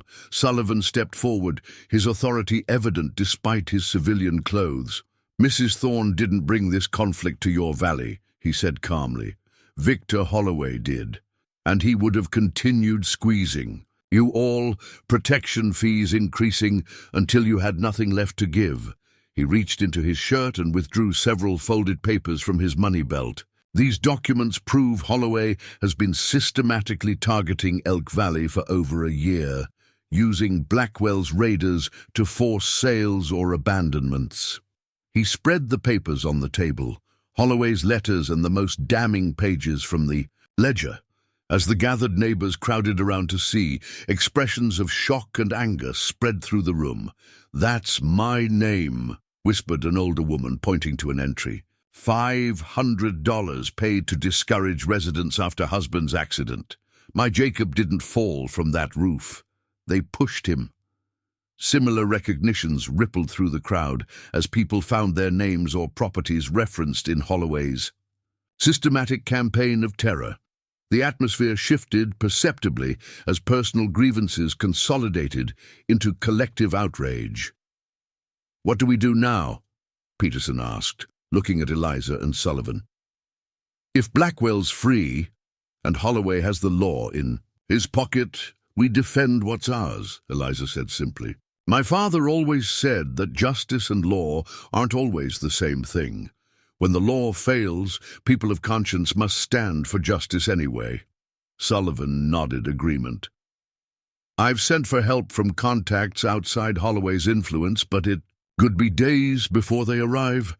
Until then, we need to organize an effective defense against professional killers," Donovan challenged. "Half the people here have never fired a shot in anger." "Then we'll teach them," Eliza replied, her quiet confidence silencing further objections. "We have skills and knowledge they don't expect. We have home ground advantage. Most importantly, we have something worth fighting for." She unrolled a detailed map of the valley, one her father had created years ago, showing every trail, creek, and geological feature.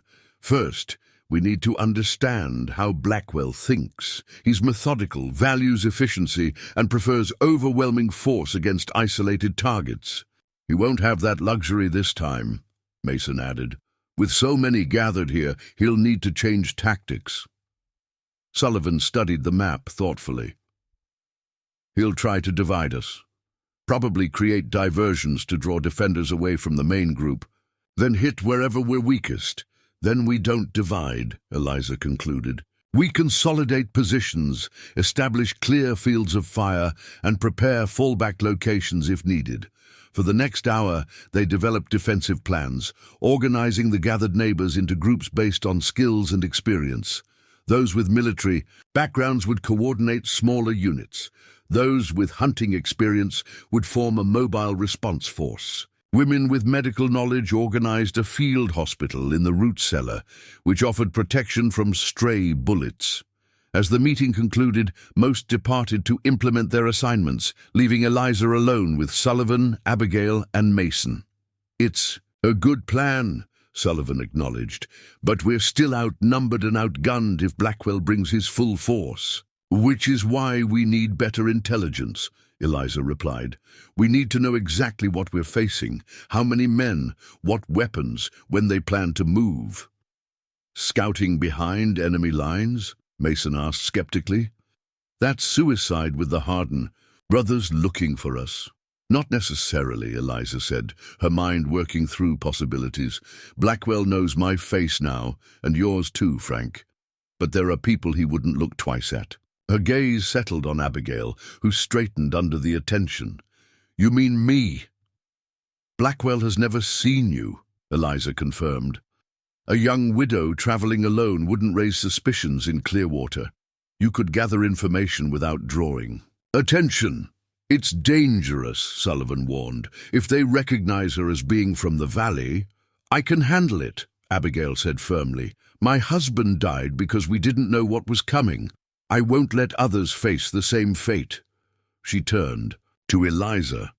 What exactly would I be looking for? Numbers, weapons, timing, Eliza explained. Blackwell will need to gather his forces somewhere before moving against us. The saloon in Clearwater is your best bet. Men talk freely when drinking, especially around women they perceive as harmless. They worked out details.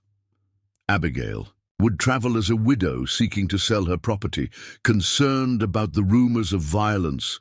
Her genuine grief and anger would make the performance convincing. As Abigail prepared to depart under cover of darkness, Eliza took her aside for a private word. There's something else, she said quietly, removing a small Derringer pistol from her pocket. Take this, keep it hidden, but accessible. Abigail accepted the weapon, tucking it into her bodice with practiced ease that surprised Eliza. Jonathan insisted I learn after the first raid, she explained with a sad smile. Said a woman alone needs every advantage. A wise man, Eliza acknowledged. Be careful. If you're discovered, don't try to be heroic. Get back here with whatever information you have. After Abigail's departure, Eliza joined Sullivan on the porch, where he stood watching the valley in the gathering darkness. You've built something remarkable here, he observed. 24 hours ago, these people were isolated and afraid. Now they're unified, purposeful.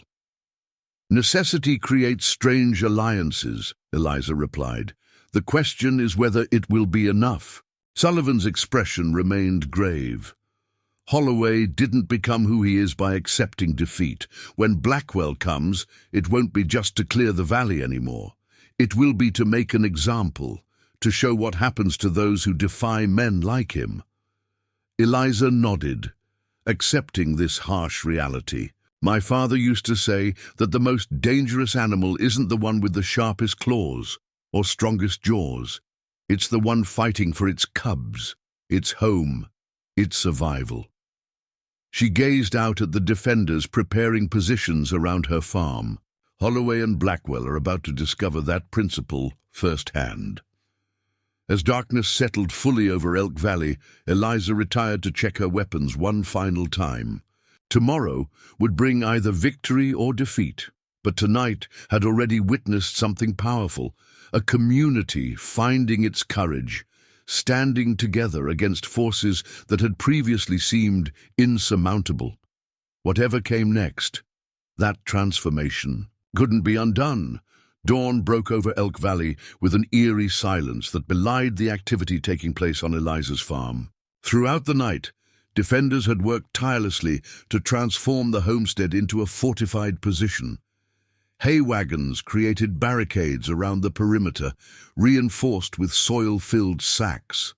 Firing positions had been established with overlapping fields of view, while escape routes were cleared and marked for non-combatants.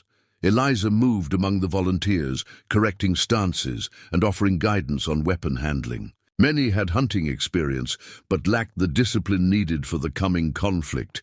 Keep your breathing steady, she instructed a nervous young man struggling with his father's old shotgun. Aim for center mass, not the head. And remember, wait for a clear shot rather than wasting ammunition. Sullivan observed her natural leadership with quiet admiration. "You'd have made a fine officer in the war," he commented when she joined him near the barn. "Your father taught you strategy as well as marksmanship." "He believed in comprehensive education," Eliza replied, accepting a cup of coffee from Mrs. Peterson. "Said shooting was just mechanics, without understanding the why and how of positioning." By mid-morning, lookouts were stationed at elevated points surrounding the valley. Mason had organized a simple signal system using mirrors to communicate with defenders at outlying farms, creating a network that could quickly relay information about raider movements. Despite these preparations, tension mounted as the hours passed. With no sign of Abigail's return from Clearwater, Sullivan paced the yard, occasionally checking the eastern trail through his spyglass. "She should have been back by now," he muttered as noon approached. "If Blackwell captured her—" "He didn't," Eliza interrupted firmly. "Abigail's smart. She wouldn't take unnecessary risks." Even as she offered this reassurance, her own concern grew. Abigail's intelligence about Blackwell's forces was crucial to their defense planning. Without it, they were preparing blindly. Shortly after noon, a flash of light from the southern ridge caught Eliza's attention, a lookout signaling an approaching rider. Tension rippled through the defenders until a second signal followed. Friendly. Minutes later, Abigail galloped into the yard, her dress dusty from hard riding. Despite obvious exhaustion, her eyes were bright with urgency. "They're coming," she announced as Sullivan helped her dismount. "Blackwell has gathered 37 men in Clearwater. They plan to move at dusk." Defenders gathered around as Abigail detailed what she'd learned while posing as a frightened widow at the town's saloon.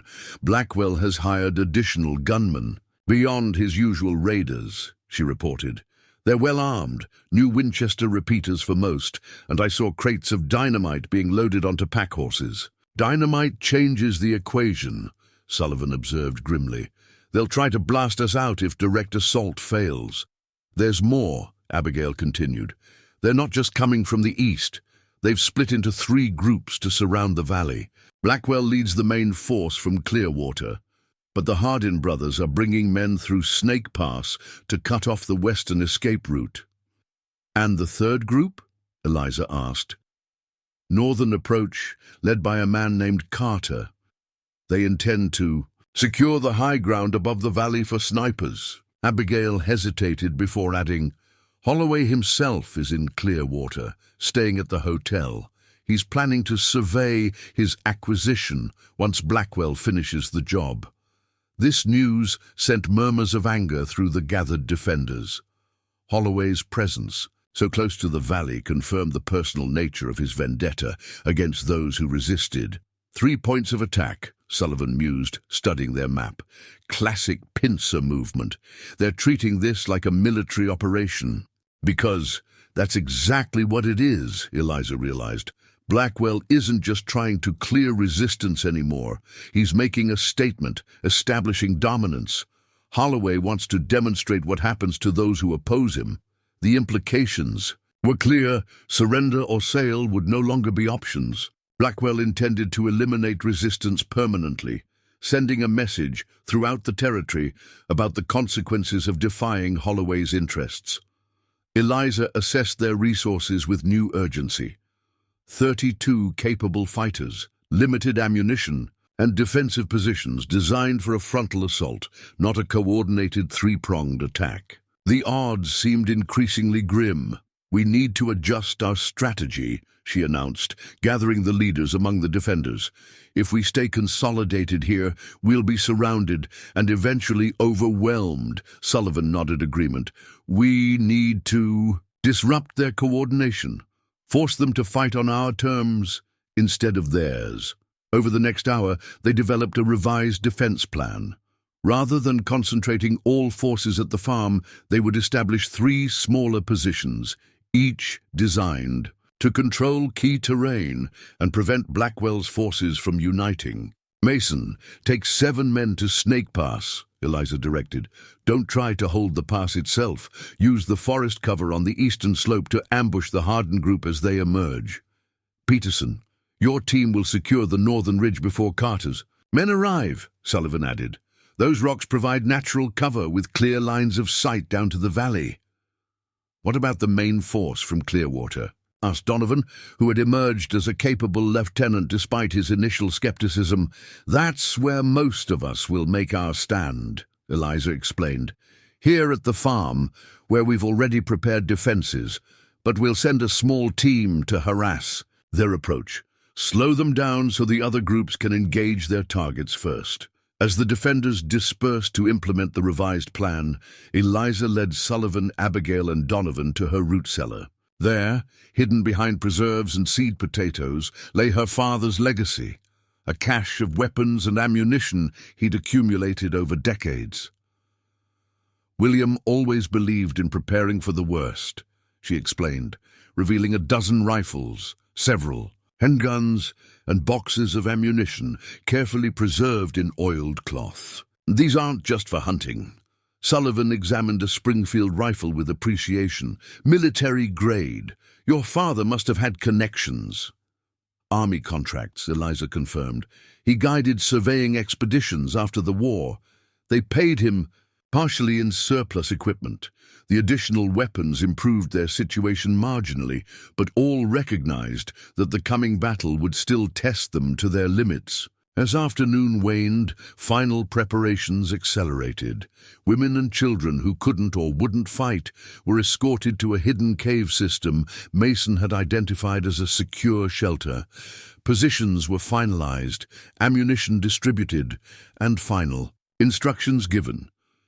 An hour before dusk, Eliza found a moment of quiet on her porch, watching the sun descend toward the western mountains. She cleaned her father's Sharps rifle with methodical precision, the familiar ritual centering her thoughts. Abigail joined her, now dressed in practical trousers and a man's shirt, her hair tucked beneath a wide-brimmed hat. A rifle rested comfortably in her hands. My husband would hardly recognize me, she remarked with a sad smile. He always insisted I remain ladylike, no matter the circumstances. And now? Eliza asked. Now I understand there are times when survival matters more than propriety. Abigail checked her weapon with growing confidence. You've shown me that, Eliza. Show all of us. Sullivan approached, interrupting their conversation. Mason's team just departed for Snake Pass. Peterson's group leaves in 10 minutes. He studied Eliza carefully. Are you certain about leading the harassment team yourself? It's the most dangerous assignment. I'm the best shot, she replied simply. And I know this land better than anyone except Mason. We need to delay Blackwell's main force, and that requires precision fire from multiple positions. Sullivan recognized the logic, but remained concerned. Take Donovan with you. He's steady under pressure. As final preparations concluded, Eliza gathered the entire group for one last address. Standing on her porch steps, she surveyed the determined faces before her, farmers, ranchers, shopkeepers and their families, ordinary people transformed by extraordinary circumstances. Some of you have known me for years, she began, only for days. Many probably thought of me as just Samuel Thorne's quiet widow, keeping to herself on this remote farm. She smiled briefly. I imagine that perception has changed. Murmurs of agreement and a few appreciative chuckles rose from the crowd. What we face tonight isn't just about protecting our homes, though that matters deeply. It's about standing against men who believe their money and influence place them above common decency and law, men who would destroy what others have built because it stands in the way of their ambition. She gestured toward the valley stretching beyond her farm. My father chose this land because he saw its potential, not just for crops or grazing, but for community, for people supporting each other through harsh winters and uncertain harvests. That's what Holloway doesn't understand and can never buy, the bonds between neighbors who face challenges together. Her voice strengthened, carrying across the hushed gathering. "Whatever happens tonight, remember that you stood when others fled. You chose the difficult path of resistance when submission seemed easier. That choice, that courage can never be taken from you." As she concluded, the setting sun broke through gathering clouds, casting long golden rays across the valley. To many present, it seemed an auspicious sign, nature itself acknowledging their stand. "Positions," Sullivan called, ending the moment. "Move out according to plan, maintain signal discipline, no unnecessary risks." As the defenders dispersed to their assigned locations, Eliza checked her weapons one final time. Beyond the peaceful valley, Blackwell's forces were moving into position, initiating a confrontation that would determine the fate of Elk Valley and everyone who called it home. The final battle approached, and with it, a reckoning long overdue. Twilight descended over Elk Valley as Eliza and Donovan took position along the eastern approach. They had selected a rocky outcropping that overlooked the main trail from Clearwater, offering both excellent sightlines and natural cover. Two other pairs from their harassment team were stationed at strategic points farther down the trail, creating a gauntlet that Blackwell's main force would have to navigate. "Remember," Eliza whispered as they settled in, "we're not trying to stop them completely, just delay and disrupt." Donovan nodded, checking his rifle one final time. The burly farmer had revealed unexpected tactical acumen during their planning, suggesting angles of fire that would force Blackwell's men to seek cover in predictable locations. As darkness deepened, sounds emerged from the direction of Clearwater, the distant rhythm of hoofbeats growing steadily louder. Eliza raised her spyglass, straining to see through the gathering gloom. The moon, 3/4 full, provided just enough light to make out a column of riders approaching along the valley floor. "Here they come," she murmured. "Looks like 20, maybe 25 men. Blackwell's at the front." The raiders moved. With disciplined caution, scouts ranging ahead of the main group, scanning the hillsides for potential threats. They clearly anticipated resistance, but seemed confident in their superior numbers and firepower. Eliza waited patiently, letting the lead riders pass their position. Timing was crucial. Their first shots needed to create maximum confusion while revealing minimum information about their numbers or positions. When the main body of riders passed, beneath their vantage point, Eliza squeezed the trigger. Her shot struck the ground directly in front of Blackwell's horse, causing the animal to rear in panic. Simultaneously, Donovan targeted a rider near the rear of the column. His bullet knocked the man's hat from his head without causing injury. The effect was immediate. The column scattered, riders seeking cover while trying to locate the source of fire. Confused shouts echoed through the valley as Blackwell barked orders, attempting to regain control of his suddenly chaotic formation. "Down the line," Eliza whispered to Donovan. "Move to our second position." They retreated silently through the underbrush to another prepared location 50 yards away.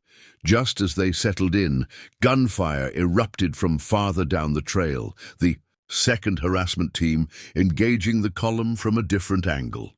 For the next 30 minutes, this deadly dance continued. The harassers would fire several carefully placed shots, then relocate before Blackwell's men could effectively return fire. The column's progress slowed to a crawl as they were forced to advance cautiously, sending scouts to clear each potential ambush point before proceeding. "We've delayed them at least an hour," Donovan observed as they moved to their final position. "Should give Mason enough time to set up at Snake Pass." Suddenly, a series of sharp cracks echoed from the northern ridge. Peterson's team engaging. Carter's group attempting to secure the high ground. The distant muzzle flashes illuminated the ridgeline briefly, followed by shouts and continuing gunfire. "Sounds like Peterson surprised them," Eliza said with grim satisfaction. "Let's hope Mason has similar luck." As if in answer, the distinct boom of dynamite echoed from the western edge of the valley. the direction of Snake Pass. Eliza and Donovan exchanged concerned glances.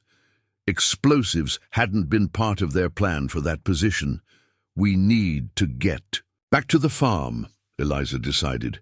Blackwell's close enough that he'll press forward regardless, now that fighting has started elsewhere. They worked their way carefully downslope, using forest cover to mask their movement back toward the central defensive position at Eliza's farm. Occasional gunfire continued from multiple directions as all three engagement points became active. When they reached the farmyard, they found Sullivan directing the main defensive effort. Barricades had been reinforced, and defenders were positioned at intervals around the perimeter, weapons ready. "Report," Sullivan demanded as they joined him behind an overturned wagon. "Blackwell has about 25 men," Eliza confirmed. "We slowed them considerably, but once the other engagements started, they picked up pace. They'll be here within 20 minutes. "What about the explosion at Snake Pass?" Donovan asked. Sullivan's expression was grim. "No word from Mason yet. I sent a runner, but he hasn't returned." A young man dashed across the yard, ducking low to avoid being an easy target. "Mr. Sullivan, riders coming from the west. It's Mason's." "Group." Sullivan and Eliza rushed to the western edge of their defenses. Through the gathering darkness, they could make out several horses approaching at a gallop. As they drew closer, Eliza recognized Mason leading 4 riders, fewer than the A8 who had departed earlier. "Snake Pass is blocked," Mason reported as he dismounted, his face streaked with soot and blood from a gash above his eye. "The Hardin brothers brought dynamite, collapsed part of the cliff face. We engaged them but took casualties. Lost Jeffries. And Parker. Thompson's wounded but stable. Did you stop them?" Sullivan pressed. Mason shook his head. "Delayed them, wounded several, but they're coming around through Cottonwood Canyon. They'll be here in under an hour, probably with 15 men." Sullivan processed this information quickly. "Peterson's holding the northern ridge, at least for now. Blackwell approached from the east with 25. Hardin's coming with 15 more." He met Eliza's gaze. "We're about to be hit from 3 sides. "Numbers?" she asked tersely. 22 effectives here, plus your 5 back from harassment duty. Peterson has 7 on the ridge. With Mason's 4 returning, we have 38 total against approximately 50 raiders." Eliza surveyed their defensive perimeter, mind racing through options. "We need to consolidate. Call Peterson back from the ridge. Holding the high ground won't matter if we're overrun here."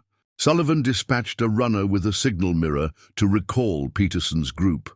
Meanwhile, Eliza reorganized their defenses to cover all potential approaches, placing their best shots at critical junctures and ensuring overlapping fields of fire.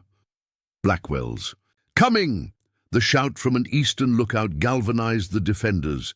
Through the darkness, lanterns carried by the approaching raiders created a sinister constellation moving inexorably toward the farm.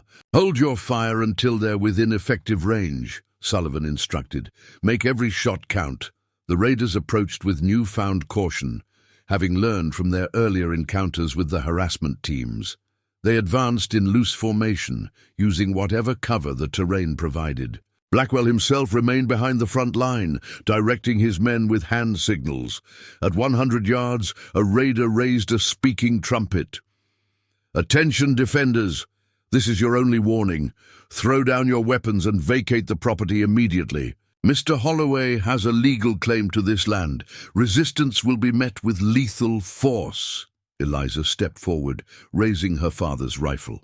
Her response was eloquent in its simplicity. A single shot that shattered the speaking trumpet in the man's hands without drawing blood. A moment of stunned silence followed, then Blackwell's voice rang out, "Fire at will." The night erupted in flame and thunder as both sides opened fire simultaneously. Muzzle flashes illuminated the battlefield in strobing bursts, bullets thudding into wooden barricades or whining overhead. Defenders returned disciplined fire, targeting raiders silhouetted against the darkness. Within minutes, the air filled with gunsmoke, obscuring visibility and creating an otherworldly fog illuminated by continuing gunfire. The raiders pressed forward in controlled rushes, gaining ground incrementally while suffering casualties from the defenders' accurate fire. Eliza moved along the defensive line, offering encouragement and occasionally taking carefully aimed shots when targets presented themselves. Despite their preparation and determination, the defenders were gradually being pushed back by superior numbers and firepower. "They're flanking us in the south," Donovan shouted above the cacophony. "Need reinforcement," Sullivan directed 3 defenders to shore up the threatened position. But no sooner had they responded than another shout came from the opposite side. "Northern perimeter taking heavy fire." "Peterson's not back yet." The situation deteriorated rapidly as Blackwell's tactical experience began to tell. His forces probed for weaknesses, concentrated firepower on vulnerable points, then exploited breaches in the defensive line. Abigail appeared at Eliza's side, her face smudged with gunpowder, but her eyes clear and focused. "We can't hold all sides simultaneously," she reported. "Not with these numbers." "Fall back to the house and barn," Eliza decided. "Tighter perimeter, stronger positions." Sullivan nodded agreement and the order spread quickly. Defenders retreated in stages, covering each other's movement as they condensed their defensive line around the main buildings. The maneuver cost them yard space, but created a more defensible position with thicker walls and better cover. Just as they completed the pullback, a new threat emerged: flaming arrows, arcing through the night sky to land on the barn roof. The dry wooden shingles caught quickly, flames spreading across the roofline. "They're trying to burn us out," Sullivan realized. "Get a bucket line started." Even as defenders scrambled to address the fire, a thunderous explosion rocked the southern edge of their perimeter. Dirt and debris rained down as smoke billowed from a freshly created crater. Dynamite. "Second wave is coming!" Mason shouted from his position near the house. "From the west, it's the Hardins!" The situation had become desperate. Blackwell's group pressing from the east, the Hardin brothers arriving from the west, fire spreading across the barn roof, and still no sign of Peterson's team from the northern ridge. The defenders fought with growing desperation, knowing retreat was no longer possible. As Eliza reloaded her rifle behind the relative safety of the porch column, she caught a glimpse of Blackwell himself, directing his men from horseback. His satisfaction was evident even at this distance. He believed victory was imminent. Their eyes met across the chaotic battlefield, recognition flashing between them.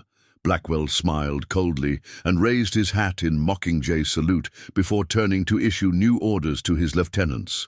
The battle for Elk Valley had reached its critical moment, and despite the defenders' courage and preparation, the tide was turning against them. Flames illuminated the battlefield as the barn roof became fully engulfed, casting eerie, dancing shadows across Eliza's yard. The defenders had been forced into an increasingly tight perimeter around the house, abandoning the burning barn to concentrate their dwindling resources. "Ammunition check," Sullivan called as he moved among the remaining fighters. The responses confirmed their dire situation. Most had less than 10 rounds remaining, some only 5 or 6. "Make them count," Eliza instructed, her voice steady despite the chaos surrounding them. "Wait for clear targets." Blackwell's forces had established positions on 3 sides, patiently wearing down the defenders with sustained fire while minimizing their own exposure. It was a siege strategy designed to exhaust both ammunition and resolve. "They know we're running low," Mason observed grimly, binding a cloth around his bleeding forearm. "They're being conservative with their shots, waiting us out." Eliza nodded. Agreement. Blackwell was an experienced tactician. He understood the value of patience in a superior position. Unless something changed dramatically, the outcome seemed inevitable. A flurry of gunfire erupted from the northern perimeter, followed by shouts of alarm. Eliza rushed to investigate, finding Donovan crouched behind a water barrel, blood seeping from a graze along his temple. "They're preparing a rush," he reported, gesturing towards shadowy figures gathering near the edge of the property. "Looks like they're getting ready to storm the house." Before Eliza could respond, an unexpected sound cut through the gunfire, a clear, piercing whistle from the darkness beyond their defensive line. 3 short blasts followed by 1 long, a signal she recognized instantly. "Hold your fire toward the north," she shouted. "Friendlies approaching." Moments later, Peterson emerged from the shadows, leading not just his original 7 defenders, but at least a dozen additional armed men. They dashed toward the house in small groups, taking advantage of the raiders' momentary confusion. "Reinforcements from the northern homesteads," Peterson explained breathlessly as he reached Eliza's position. "Word spread about the stand we're making. These folks decided they'd rather fight here than wait to be picked off individually." Sullivan quickly integrated the newcomers into their defensive line, distributing their fresh ammunition among those who were running lowest. The immediate effect was transformative. Renewed firepower pushed back Blackwell's advancing forces, forcing them to retreat to their previous positions. "This changes the equation," Sullivan noted, his expression reflecting cautious optimism. "We're close to even numbers now, but they still have dynamite," Eliza reminded him, "and the barn fire will eventually spread to the house if we can't contain it." As if summoned by her words, another explosive charge sailed through the air, landing near the eastern corner of the house. Defenders scattered seconds before the detonation, which tore a jagged hole in the porch and shattered nearby windows. "They're trying to breach the house directly," Sullivan realized. "Next charge will probably—" His prediction was cut short by multiple rifle reports from an unexpected direction, the hilltop behind Blackwell's position. Precision fire rained down on the raiders, who scrambled for cover from this new threat. "Who the hell is that?" Mason demanded, squinting toward the source of the unexpected support. Eliza raised her spyglass, struggling to identify the shooters through smoke and darkness. What she saw caused her breath to catch. Several riders on the ridge, led by a familiar figure. "Sheriff Cooper," she announced, relief evident in her voice. He brought deputies from Clearwater. Cooper's arrival forced Blackwell to split his attention, creating the first real opportunity for the defenders to seize momentum. Eliza recognized the critical moment and didn't hesitate. "Counter-attack," she ordered. "Mason, take 10 men and press Blackwell's right flank.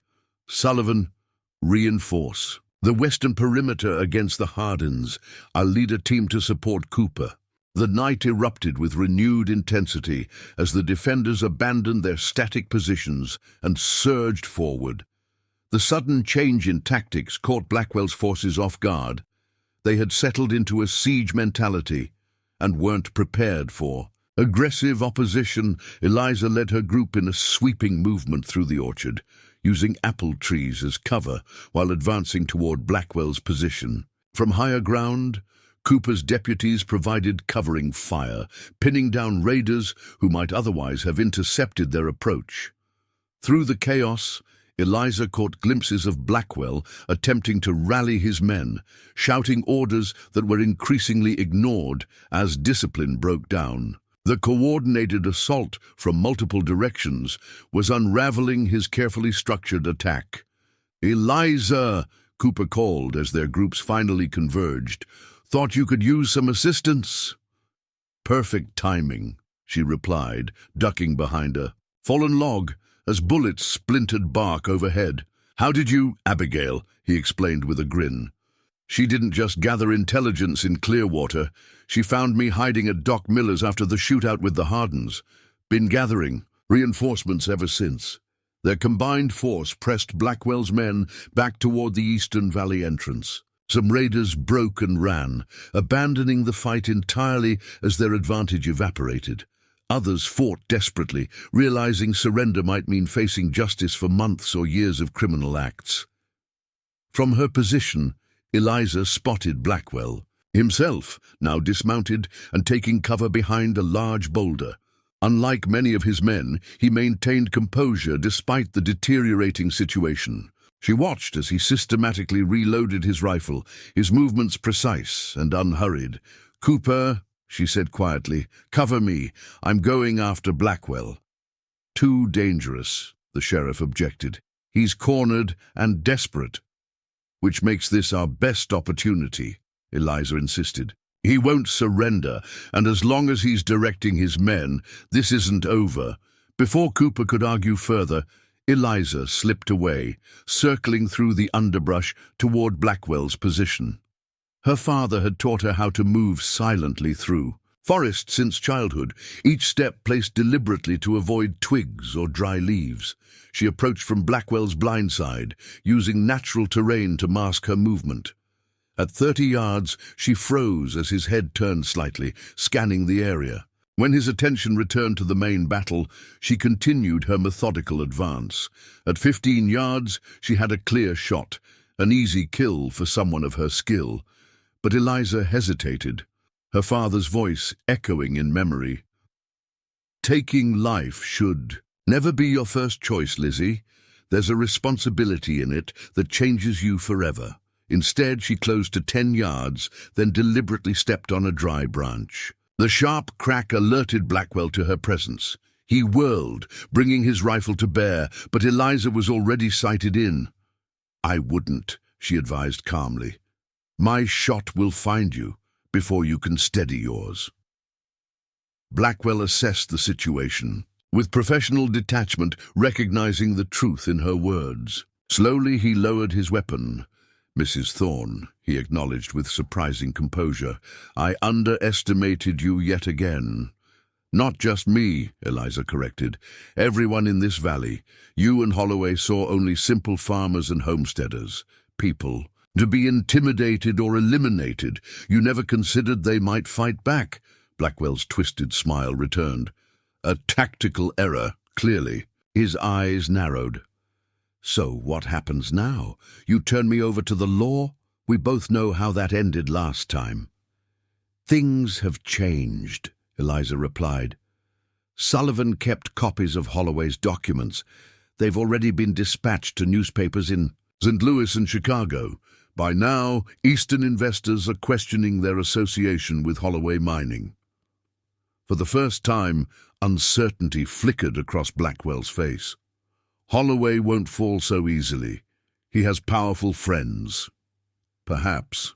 But his power was built on shadows and whispers, on people believing he was untouchable. That illusion ends today." As they spoke, the sounds of fighting diminished across the battlefield. Sullivan's group had overwhelmed the Hardin brothers' position, while Mason's flanking maneuver had scattered the remaining raiders. Victory, which had seemed impossible an hour earlier, now appeared inevitable. Blackwell recognized the shift as well. His expression hardened with resignation, but something else lurked beneath. A calculating assessment that raised Eliza's instinctive alarm. "You've won this round, Mrs. Thorne," he conceded, his hand moving slightly toward his belt. "But Holloway plays a longer game than you realize." In one fluid motion, Blackwell drew a hidden derringer from his belt. Before he could aim, Eliza's rifle cracked. The bullet struck precisely where she intended, not Blackwell himself, but the small pistol in his hand. The impact sent the weapon spinning away as Blackwell clutched his stinging fingers. "That's twice now you've had the chance to kill me and chose not to," Blackwell observed, with genuine curiosity in his voice.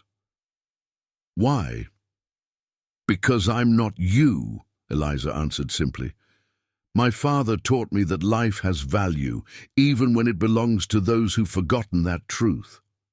She gestured with her rifle for him to move toward the clearing, where Cooper and several deputies had gathered with captured raiders. As Blackwell stood, resigning himself to capture, his gaze lingered on Eliza with newfound respect. "Your father," he said quietly, "would have been proud." As Cooper's deputies secured Blackwell, Eliza surveyed the battlefield. The barn still burned, illuminating a landscape transformed by violence, yet ultimately preserved by courage. Defenders gathered around the wounded, while captured raiders sat disarmed under guard. Sullivan approached, his clothes torn and dirty, but his expression triumphant. Mason and his team captured Ezra Harden. Silas is dead. Tried to fight, rather. Then surrender. And our people? Eliza asked, the question that mattered most. 4 dead, 9 wounded, 3 seriously, Sullivan reported grimly. But considering what we faced, it could have been much worse. Their conversation was interrupted by a rider approaching at speed from the direction of Clearwater. The man reined in sharply, seeking Cooper among the gathered victors. "Sheriff," he called urgently, "you need to know. Holloway's fled, cleared out of the hotel and took the midnight train east with all his papers." This news rippled through both defenders and captives. Holloway's abandonment of Blackwell and his men revealed the true nature of their relationship. They had been tools, disposable, once they failed to serve their purpose. Blackwell's expression remained impassive, but the tightening of his jaw spoke volumes. The loyalty he had shown to Holloway had not been reciprocated. Now he would face justice alone, while his employer escaped. As dawn broke over Elk Valley, illuminating both destruction and resilience, Eliza realized that their victory, though costly, was complete. Not only had they defended their homes, but they had exposed the corruption that had threatened the entire territory. The ultimate confrontation had come not just between armed opponents, but between fundamentally different visions of what the frontier should be, a place of community and shared purpose, or a resource to be exploited by the powerful at others' expense. In that moral battle, just as in the physical one, Eliza and her neighbors had prevailed. Autumn painted Elk Valley in amber and gold as Eliza Thorne stood on her newly rebuilt porch, surveying the transformed landscape. 3 months had passed since the battle that locals now simply called the Stand. The physical scars remained visible. Her reconstructed barn still smelled of fresh-cut pine, while patches of scorched earth marked where explosives had torn into the soil. Less visible but more significant were the changes within the community itself. Farms that had once stood isolated, their owners barely acknowledging one another beyond necessary interaction, now operated in conscious cooperation. Harvest crews moved from property to property, ensuring no crop was lost to early frost or unexpected weather. A regular patrol of armed riders monitored the valley's approaches, a precaution that had gradually evolved from necessity to tradition. Thinking deep thoughts? The familiar voice of Frank Mason broke through Eliza's reflections as the old veteran approached, leading his horse up the path.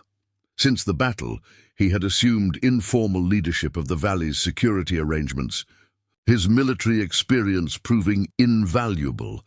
"Just appreciating the view," Eliza replied, offering him coffee from the pot she kept warm on the stove. "Different perspective after everything that's happened." Mason accepted the steaming cup gratefully. "Had a word from Cooper yesterday. Thought you'd want to know. Blackwell's trial starts next week in Helena. Will the charges stand this time?" Eliza asked, though she already suspected the answer. "Sullivan thinks so. Governor can't ignore the evidence now that Eastern newspapers have published excerpts from Holloway's correspondence. Too many investors asking uncomfortable questions. This represented perhaps their most significant victory. The documents Sullivan had preserved and distributed had created ripples far beyond Montana territory. Holloway mining stock had plummeted as frightened investors withdrew support. The territorial legislature had launched investigations into corruption throughout the judicial system, resulting in the resignation of Judge Collins and several other officials with ties to Holloway. "Any word on Holloway himself?" Eliza inquired. Mason shook his head. "Last reports place him in Chicago, trying to salvage business relationships. His empire's crumbling, though. The mines are operating under receivership while the courts sort out legitimate ownership claims. They sat in comfortable silence, watching golden leaves drift from the aspens that lined Eliza's drive. The autumn wheat harvest had been completed the previous week, smaller than anticipated due to battle damage, but sufficient. More importantly, no one had lost their land to Holloway's schemes. "Got something else to tell you," Mason said eventually. "Peterson and some others have been talking.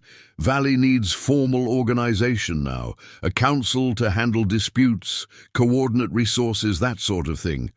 "Sensible," Eliza agreed. "The community's proven it can work together." "They want you to hear it," Mason continued, watching her reaction carefully. "Unanimous decision among the landholders said there wouldn't be a valley left if not for you." Eliza's surprise was genuine. Despite the respect she'd earned during the conflict, she had expected life to gradually return to its previous patterns, including her relative isolation. "I'm not a politician, Frank. Never had interest in governing others." "Not asking you to govern," Mason corrected. "They're asking you to lead. Different thing entirely. Your father understood the distinction, why he commanded such respect despite living apart from others." Before Eliza could respond, the sound of approaching horses drew their attention. Abigail Jenkins and 3 other women rode into the yard, their saddlebags bulging with supplies. Since the battle, Abigail had transformed as dramatically as the valley itself. Gone was the grieving widow, replaced by a confident woman who now instructed others in shooting and self-defense. "We're ready when you are, Eliza," Abigail called. As she dismounted, "Got 6 more women waiting at my place for today's lesson." This was another change that had emerged organically in the aftermath. Eliza's informal teaching of practical skills to women throughout the valley. What had begun with basic shooting instruction had expanded to include tracking, basic medicine, and self-sufficiency skills her father had imparted decades earlier. "Be right there," Eliza responded, finishing her coffee. She turned back to Mason. "Tell Peterson I appreciate the confidence. I'll consider the council position, but I need time." Mason nodded understanding. "Take what you need. Valley's not going anywhere now."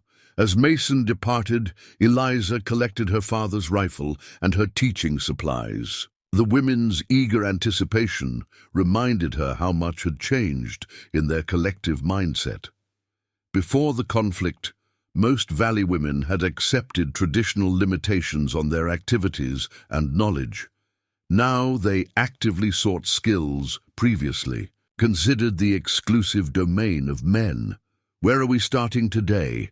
asked Margaret Peterson, adjusting her practical work trousers, another innovation that had scandalized some, but quickly proved its worth for women engaging in traditionally male activities. "Tracking basics," Eliza replied. "Reading sign, understanding movement patterns. My father believed it was the foundation of everything else, knowing who or what has passed through your territory and when." As they rode toward Abigail's property, Eliza noted the activity throughout the valley, new construction rising on previously abandoned home sites, fields being prepared for spring planting, families working together with renewed purpose. The confrontation with Holloway's forces had cost lives and destroyed property, but it had also forged something valuable from necessity.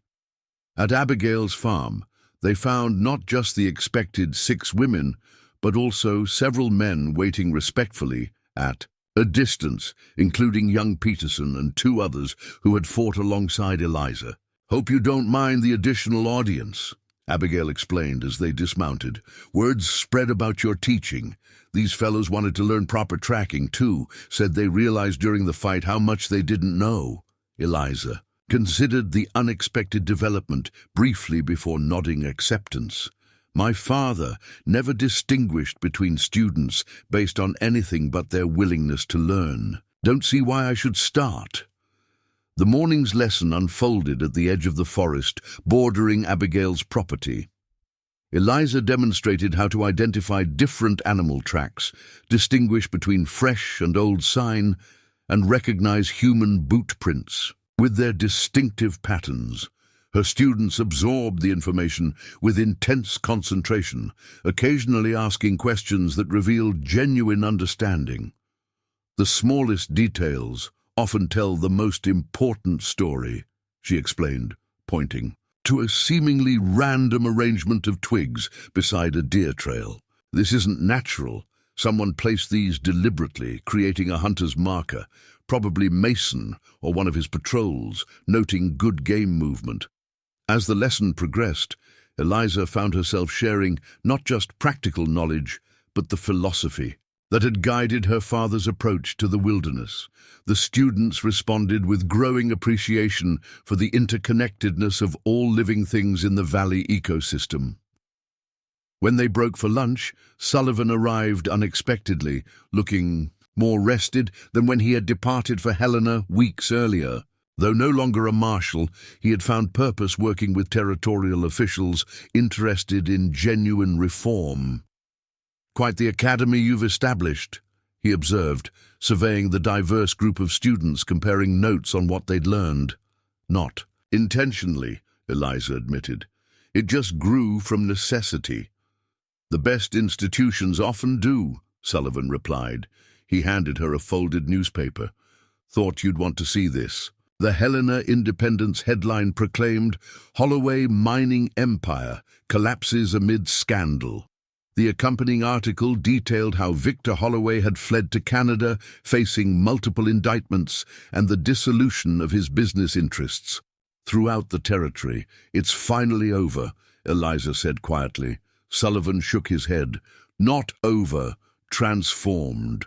What Holloway represented, the belief that money and power should determine who prospers and who doesn't, that battle continues.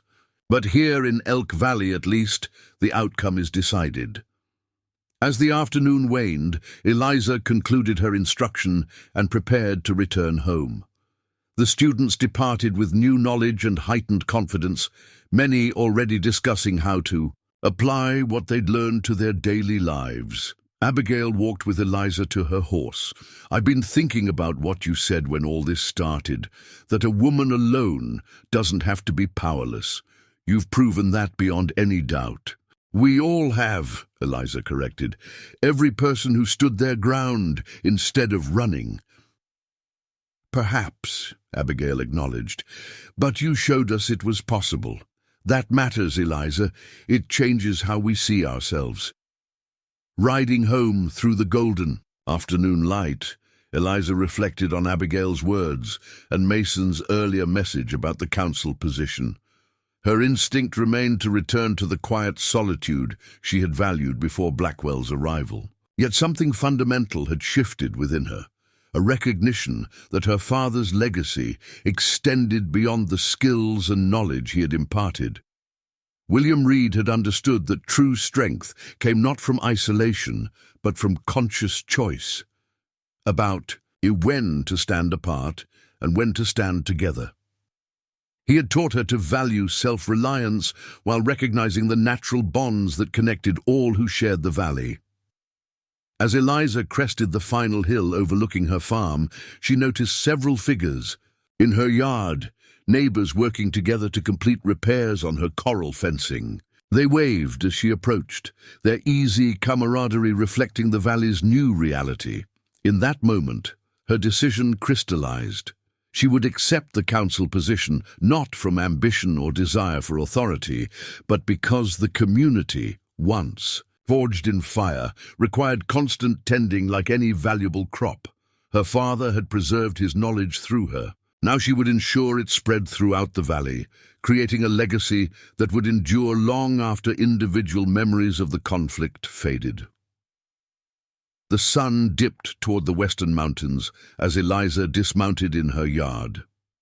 Tomorrow would bring new challenges, council matters to establish, additional students to teach, her own farm to maintain. But tonight, watching autumn's golden light bathe the valley that had collectively refused to surrender, she felt a profound satisfaction.